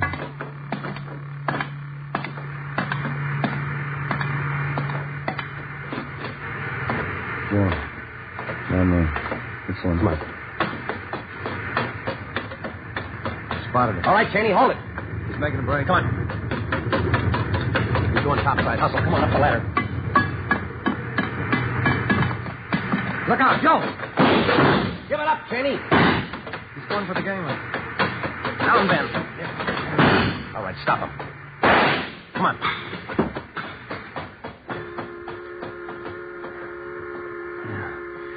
Through the shoulder. Yeah. Bumped his head when he fell. Better get the cuffs on him. Yeah. Where'd everybody disappear to? I guess you didn't notice when we came aboard. Huh? Well, look topside. See? Red flag. Oh, yeah. Taking on fuel, huh? There's some of the cargo right over there. Oh. High explosives.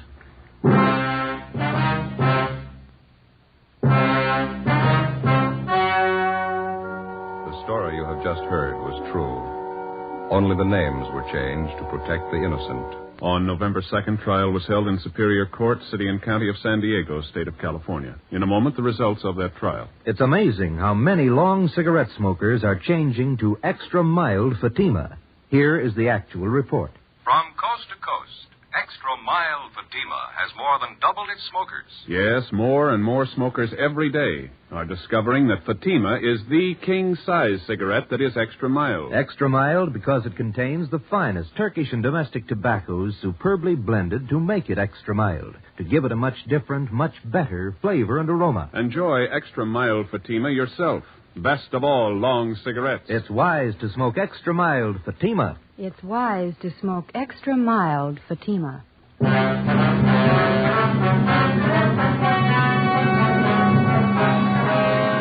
Frank Bertram Cheney was tried and convicted of murder in the first degree. He is now awaiting execution in the lethal gas chamber at the State Penitentiary, San Quentin, California. Fatima Cigarettes, the best of all long cigarettes, has brought you Dragnet from Los Angeles. This is NBC, the national broadcasting company.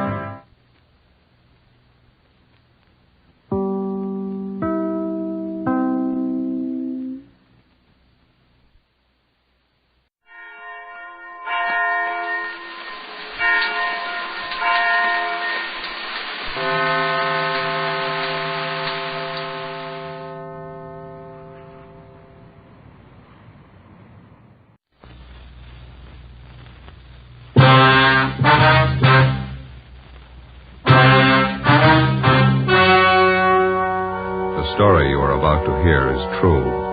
Only the names have been changed to protect the innocent. Fatima Cigarettes, best of all long cigarettes, brings you Dragnet.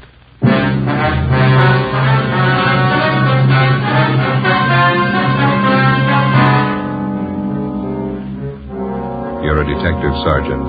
You're assigned to homicide detail. A woman is knifed to death in her home. The body bears the mark of inhuman attack. The killer escapes. Your job, get him. If you want a long cigarette, smoke the best of all long cigarettes. Smoke extra mild Fatima. Yes, Fatima is the king-size cigarette which contains the finest Turkish and domestic tobaccos superbly blended to make it extra mild, to give Fatima a much different, much better flavor and aroma than any other long cigarette. That's why Fatima has more than doubled its smokers coast to coast. Enjoy extra mild Fatima yourself. Best of all long cigarettes. It's wise to smoke extra mild Fatima. It's wise to smoke extra mild Fatima.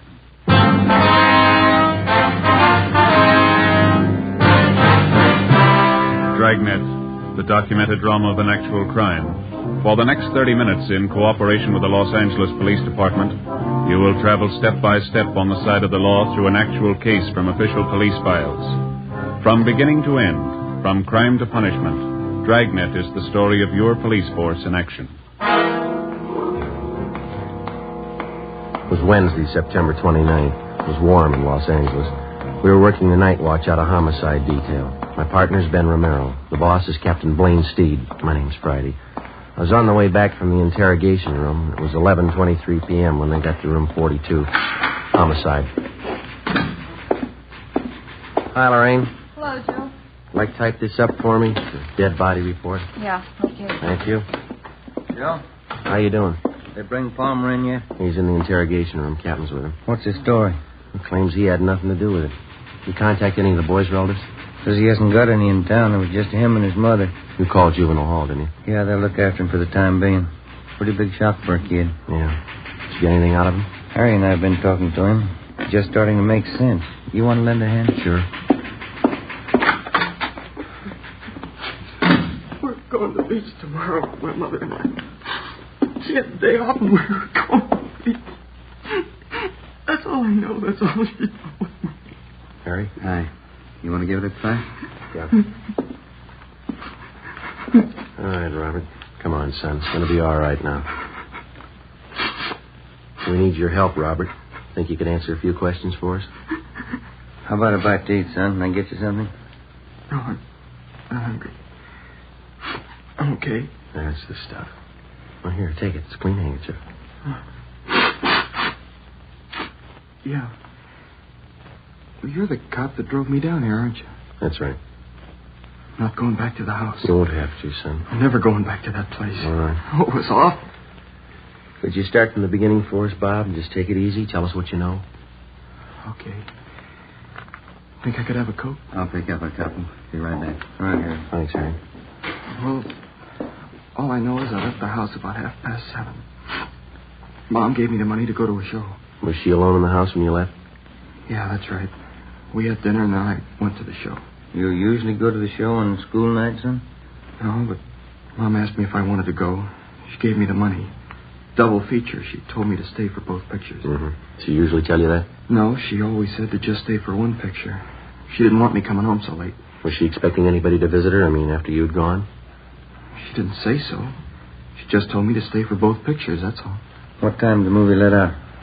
Almost 11 o'clock. Pretty late, so I went straight home. Mom was in the bedroom. She was on the floor. There was this knife, this big knife. What'd you do then, son? I ran outside, hollered. Wallace's came over from next door. I went inside and looked, then they called the cops. That knife you saw in the bedroom. There was blood on it, all over it. It was terrible. Did you ever see the knife before? Yeah. Yeah, Roy gave it to my mom last year. It's a bowler knife. Who is this Roy? Mom's boyfriend. One of them. He's in the Navy. Was he at your house tonight? I told you, it was just Mom and I. Roy had a fight with Mom about 2 weeks ago. He said he didn't like her having other boyfriends, and they had a fight. They argued, is that what you mean? Yeah. And once Roy slapped my mother. Mm-hmm. You want one of these, Joe? No, thanks, Harry. Okay. There's your Coke, Robert. Oh, yeah. Son, did you know most of your mother's friends? Most of them, yeah. Can you think of any of them who might have wanted to hurt your mother? I don't know. Roy Palmer, maybe. He was mad at her. He's the only one I can think of. I don't know. I don't want to think about it anymore. All right, son. We won't bother you anymore tonight. Thanks a lot. Yeah. Ben? Mm-hmm. You want to follow through with Juvenile Hall, see if the boy's taken care of. Okay. You going to be in the interrogation room? Yeah, I got a few more questions for Roy Palmer. Right. Check you later. Okay.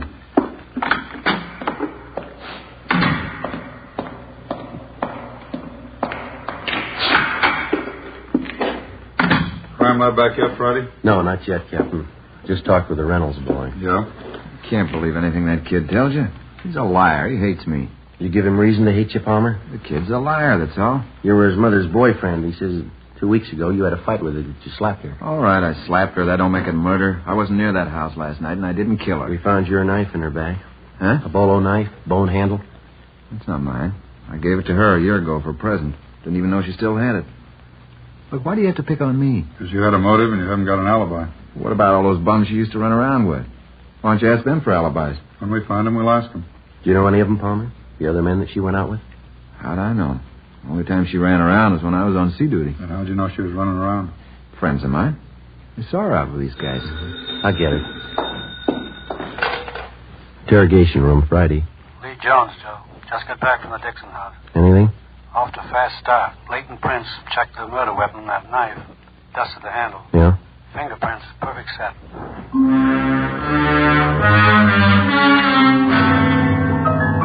Captain Steed and I took the suspect, Roy Palmer, down the hall and had his fingerprints taken. At the same time, across the street in the crime lab, a set of fingerprints were lifted from the weapon which had taken the life of Mrs. Betty Dixon. The two sets of prints were checked and rechecked. They didn't match. Every object in the murder house was gone over for fingerprints and further evidence. Roy Palmer's fingerprints were on none of them. He was released pending further investigation. The only suspect in one of the most savage murders in the history of the city was free. The next morning, Captain Steed and I met with Chief of Detectives Thad Brown. How about the dead woman's son? Did you talk to him again? Well, Romero's with him now. He's taking down a list of all the people that his mother knew, friends, neighbors, everybody. No luck yet with a set of fingerprints? No, we've got no record on him. Checking them through Washington, we ought to get a kickback pretty soon. Set of prints and a piece of envelope. That's the physical evidence, huh? Yeah. One of the top corners off an envelope. It had a postmark on it, Sonoma. Sonoma. Tie in with anything yet? No, not so far. Might turn up when we start checking the victim's friends. They posted the body this morning. I guess you saw this coroner's report. Yeah, I did. I don't have to tell you, you're not after an ordinary killer. 23 knife wounds. Revenge motive, maybe. Yeah. The reaction of the dead woman's neighbors, that's what's got me stopped. No one heard a thing? Mitchell and Didion are still covering the neighborhood. Haven't found anyone yet who saw or heard anything unusual. Well, I can't buy it. A woman isn't just cut down like that without some kind of a commotion. Besides, the homes in that neighborhood are fairly close together. Shouldn't take much to make yourself heard from one house to the other. No sign of robbery or burglary? No, according to the boy, the house is intact. Nobody touched anything. It leaves you with the boyfriend angle. Lover's quarrel. We're stuck with it, yeah. Hi, Chief. Romero? Go ahead. How'd you make out? Better than I thought. The boy was over most of his shop this morning. Did he talk? 5 pages of names and addresses. He gave me all of them. Well, how about that boyfriend angle? Oh, about half a dozen names. Seems the mother had quite a social life since the boy's father died. You confirmed the boy's story about going to the movies? Yeah, it checks out. Pretty nice kid, considering the environment he's been raised in. Well, how about those names, Ben? Any of them list Sonoma as their hometown? No, I don't think so. Let me check here. Okay. No.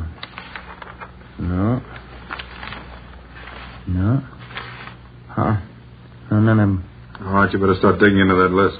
Postmark may tie in later. Meantime, you still have that set of fingerprints. No chance for a mistake there. When you reach the right men, those prints will connect him with the killing. That makes it simple for you. Prince will tell us who he is. You got only one answer to dig for. Yeah. Where he is. Thursday, September 30th, 11 a.m. We started checking the list of the murdered woman's friends through R&I for any possible criminal record. It's usually the case that a major crime rates headline space twice. When the crime is committed, when the criminal is apprehended. Between the two, more than often, there's a space of weeks and months, sometimes even years, in which the police officer goes through the monotonous, undramatic business of checking files, asking questions, sifting and sorting leads and evidence until he finally reaches the criminal. For a news story, it's pretty dull material, but it proves out the contention of most working detectives. You don't catch criminals with headlines. Monday, October 4th, we checked with a Miss Lucille Dana, a counter clerk at a little market out on Crenshaw. Terrible thing. I've been away on my vacation. Heard about it when I got home yesterday. You were pretty good friends with Betty Dixon. That right, Miss Dana? Yeah, pretty close. Oh, excuse me a minute. I'll take care of this customer. Yeah, all right. Is there anything, sir? No, 2 bags of jelly beans, please. All right. Okay, that's all. Oh, that's 19, 87, 9, 87. This is not marked. Just a minute. Tommy? Yeah? Number 2 corned beef. How much? Just a minute. 67. Thanks.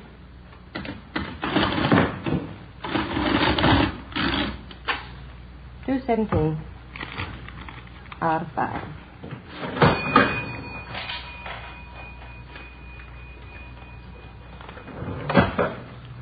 $2.17 to 20, 25, 50, $3, 4, 5.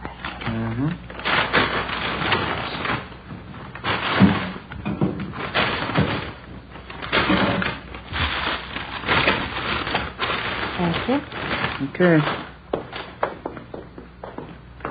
I just can't get over it, Sergeant. Poor Betty.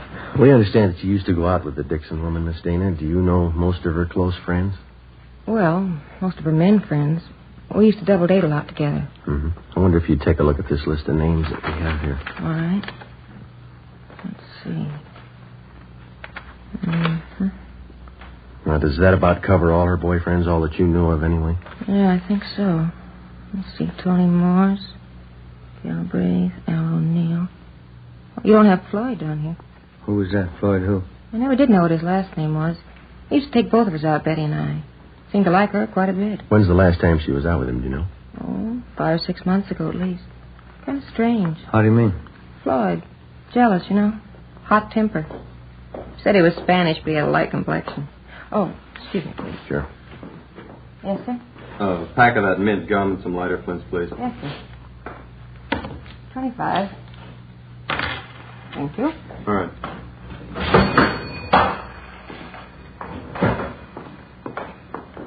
Could you describe this Floyd for us, Miss Dana? Well, he was kind of fresh and conceited in some ways. He was attractive. A lot of fun. How about his physical appearance, weight and height? About 6 feet, I'd say. Nice build. 180 pounds, I guess. Mm-hmm. Dark hair, dark brown eyes. Good dancer. How'd he and Miss Dixon get along? Oh, I don't think he did. Floyd and Betty used to fight all the time, but she used to fight with Roy Palmer, too. I don't think Floyd did. Is he in town now, do you know? No, I don't. As I say, last time I saw him was 6 months ago. Would you know if Mrs. Dixon saw him recently? She did. She didn't tell me. You have no idea, then, where we could get in touch with this Floyd? Well, no, I don't. He's from up north originally. Is that so? Yeah, Sonoma. Ben and I went back to the office and got up a teletype to the Sonoma Police Department along with a description of the suspect named Floyd. Then we checked with the 16-year-old son of the murdered woman. He remembered the man called Floyd, and essentially his description of the suspect checked out with that given us by his mother's friend, Lucille Dana. 3 p.m. We met with Lieutenant Harry Didion and Captain Steed. You want to fill him in, Didion? Finally got in touch with the dead woman's next-door neighbors. Name's Conroy. Get anything out of him? They seem to be the only ones who heard anything the night of the murder. What they had to say? Let's see. Yeah, they saw Mrs. Dixon's son, Robert, leave the house about 7:30 the night of the murder. And nothing till 8:30. Yeah?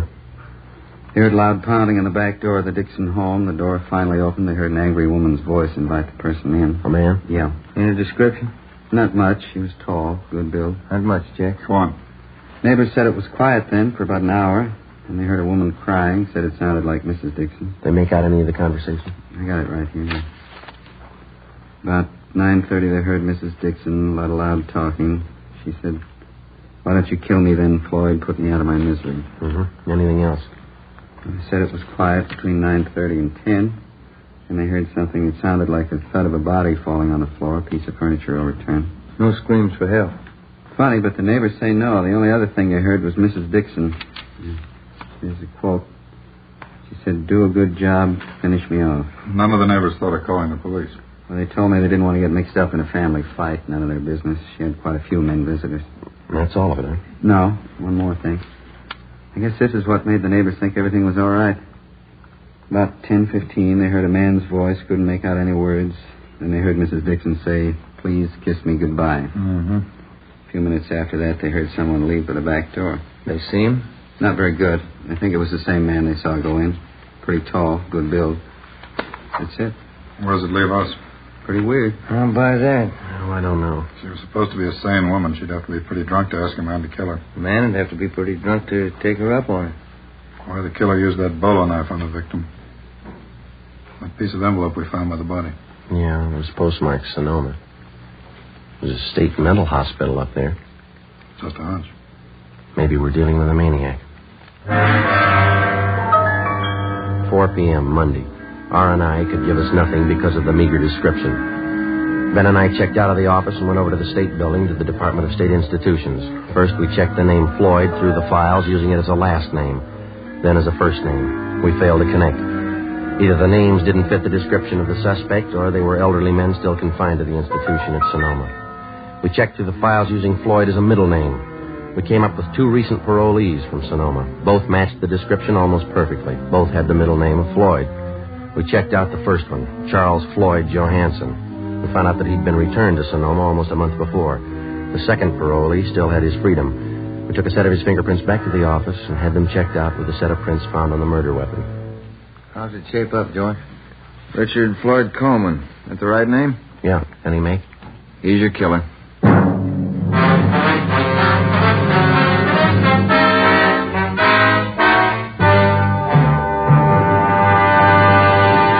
You are listening to Dragnet, the case history of a police investigation presented in the public interest by Fatima Cigarettes. If you smoke a long cigarette, it will be in your interest to listen to a typical case history of a Fatima smoker. It's the case of skating star Helen Davidson of the 1951 Ice Capades. This is her actual signed statement. Recently, on tour with the Ice Capades, I've noticed more and more people smoking Fatima. You know why? If you like king-size cigarettes, you're bound to prefer the one that's extra mild. I know I do. And I agree it's wise to smoke extra mild Fatima. More and more smokers are discovering this every day.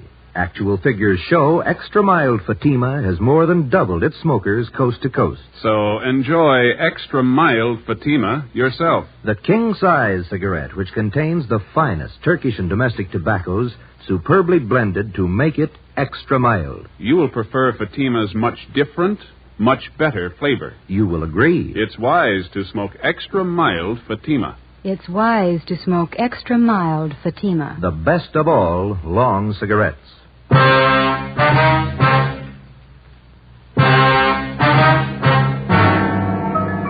Monday, October 4th, 7 p.m. We got on an APB and a radiogram on Richard Floyd Coleman. We checked DMV for possible auto ownership. From his record, we found that he had been confined twice to the state mental hospital at Sonoma. The first time for a period of 2 years, the second time for 14 months. Hospital files showed us that on both occasions he had been committed by his older sister, Evelyn Coleman, his only living relative. Her address was listed as 5640 Upper Terrace, an apartment court in the East Wilshire district.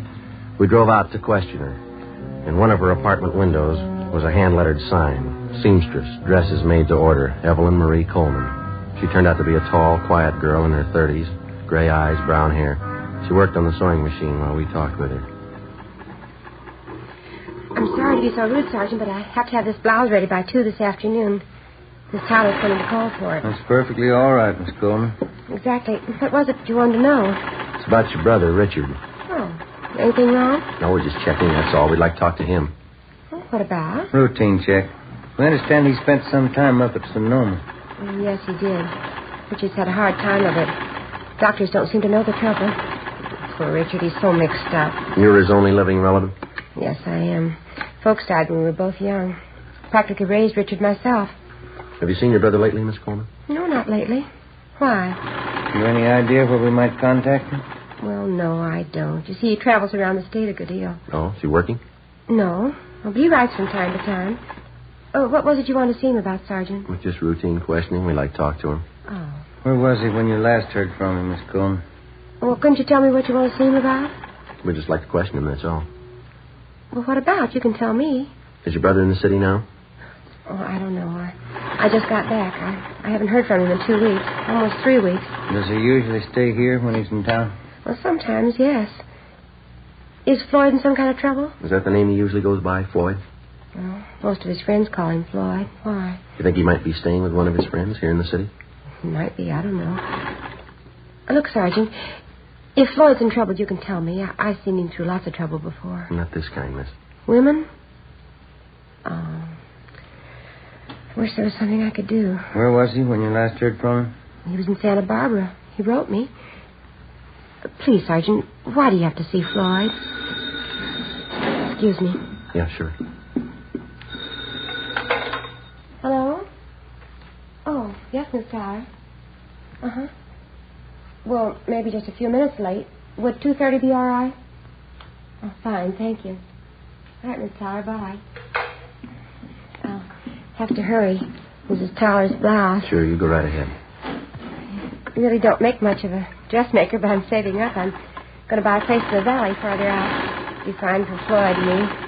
Be awfully good for him. Floyd has to get away from excitement. He's awfully nervous. Sorry, Miss Coleman. Sergeant? Are those your brother's suitcases in the alcove back there? Yes, they are. They've been there for a month. I keep his odds and ends for him. I'm sure he hasn't been here in the past month. Oh, yes, I'm sure. Please, Sergeant, why don't you tell me the truth? I've been through this before. This trouble with Floyd.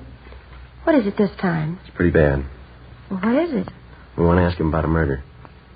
Oh, no, he wouldn't do that. You sure it was Floyd? We'd like to talk to him.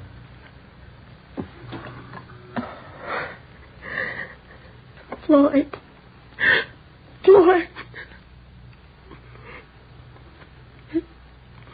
It didn't have to happen. I was going to buy a place in the valley.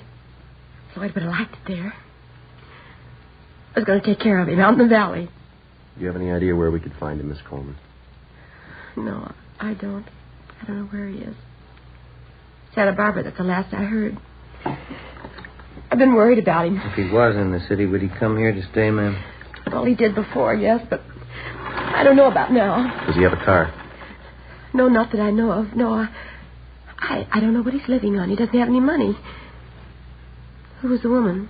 Mrs. Dixon. Seems to know your brother pretty well. Oh, boy.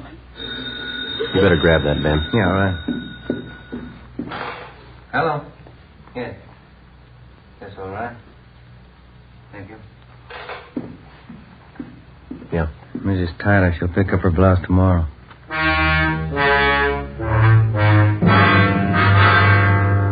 Ben and I left Evelyn Coleman's place and went back to the office. A stakeout was placed on her apartment. 2 days went by. Nothing happened. Despite the fact that the suspect's sister had promised to cooperate fully with us in locating her brother, a team of men was assigned to follow her wherever she went as insurance against any possible slip-up. As far as we were concerned, no precaution was out of reason. A maniac was on the loose in the city, the same maniac who had murdered the Dixon woman. He'd done it once, and if the urge was there, he'd do it again. We sweated out the next 3 days. On the afternoon of the 6th day, we got an urgent call from one of the parole officers in the State Institutions Department, a Miss Gertrude Vaughn. Ben and I went over and checked with her. Call came in about 20 minutes ago, Sergeant. Man's voice. What do you have to say? He wanted to talk to me about the Betty Dixon case. Seemed nervous. You say you know anything about it? I didn't want to frighten him off asking too many questions. I got the idea he had something he wanted to get off his mind. Well, did he mention anything specific? I mean, names, places, anything like that? No, but I got the impression he knew quite a bit about the case. What else? He promised he'd be here by 4 o'clock. Said he'd be ready to talk. Mm-hmm. Well, it's 2:45 now. All right, Ben. Okay. Pull up a chair. We waited. 3:15, 3:30, 3:45. No sign of the anonymous caller. 4 p.m. Still no sign. We waited. At 4:30, the office door opened and a tall, thin girl with brown hair came in and walked straight toward the desk of Parole Officer Gertrude Vaughn. We saw Miss Vaughn motion the girl across the room toward us. It was Evelyn Coleman. Sergeant. Miss Coleman? How are you? I know where Floyd is. I'll take you to him. 4:35 p.m. Ben and I left the state building with Evelyn Coleman, got in our car, and drove north across the city, according to her directions, until we got on Highway 66. We continued driving north out of the city. Evelyn Coleman sat quiet in the back seat, looking at her hands folded in her lap. Except for directions, she said nothing. Approximately 3 miles out of the city, she directed us off onto a county highway. We drove east for a few miles, then we turned north onto an unpaved road lined with eucalyptus trees. We'd gone a little less than a mile when she directed us to pull up. We can walk the rest of the way. Okay. It's not far. All right. This way. Your brother been out here all this time? He didn't tell me. He called this morning. He's supposed to get himself up. What happened? I don't know. He's worse now, I think. I could hardly understand him on the phone. Doesn't make sense. Is he alone now? He was when I left him. We go across this field here. Okay. Yeah. Is your brother armed? No. That it over there? Yeah. Shacked by the trees. You'll see he's treated right. Yes, ma'am. We'll see to it.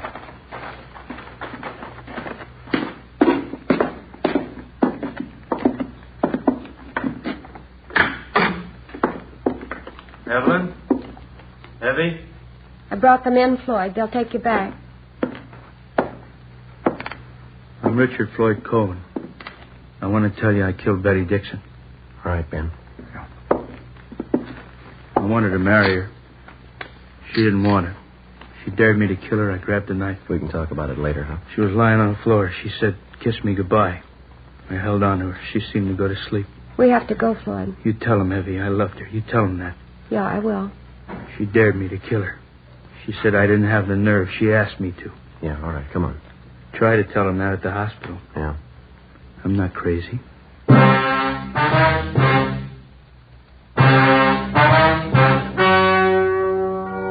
The story you have just heard was true. Only the names were changed to protect the innocent. On December 4th, trial was held in Superior Court, Department 86, City and County of Los Angeles, State of California. In a moment, the results of that trial. And now, here is our star, Jack Webb. Thank you. To prove a suspect's guilt or innocence, as in tonight's case, the working detective spends many a long hour with the man in question. In the interrogation room, the crime lab, with his friends, his enemies, gets to know his man well. And so with a cigarette. If you're a long cigarette smoker like I am, get to know Fatima. Live with it a while. Pack after pack, they're extra mild. Get to know the best of all long cigarettes. Smoke Fatima.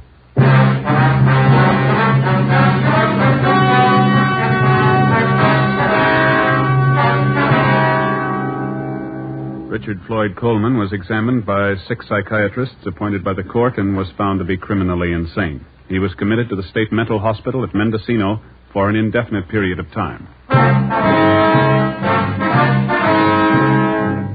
You have just heard Dragnet, a series of authentic cases from official files. Technical advice for Dragnet comes from the Office of Chief of Police W.A. Wharton, Los Angeles Police Department.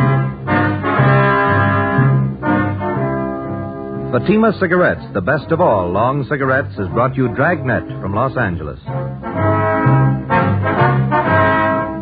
Sarah Berner is delightful in Sarah's Private Caper, next on NBC.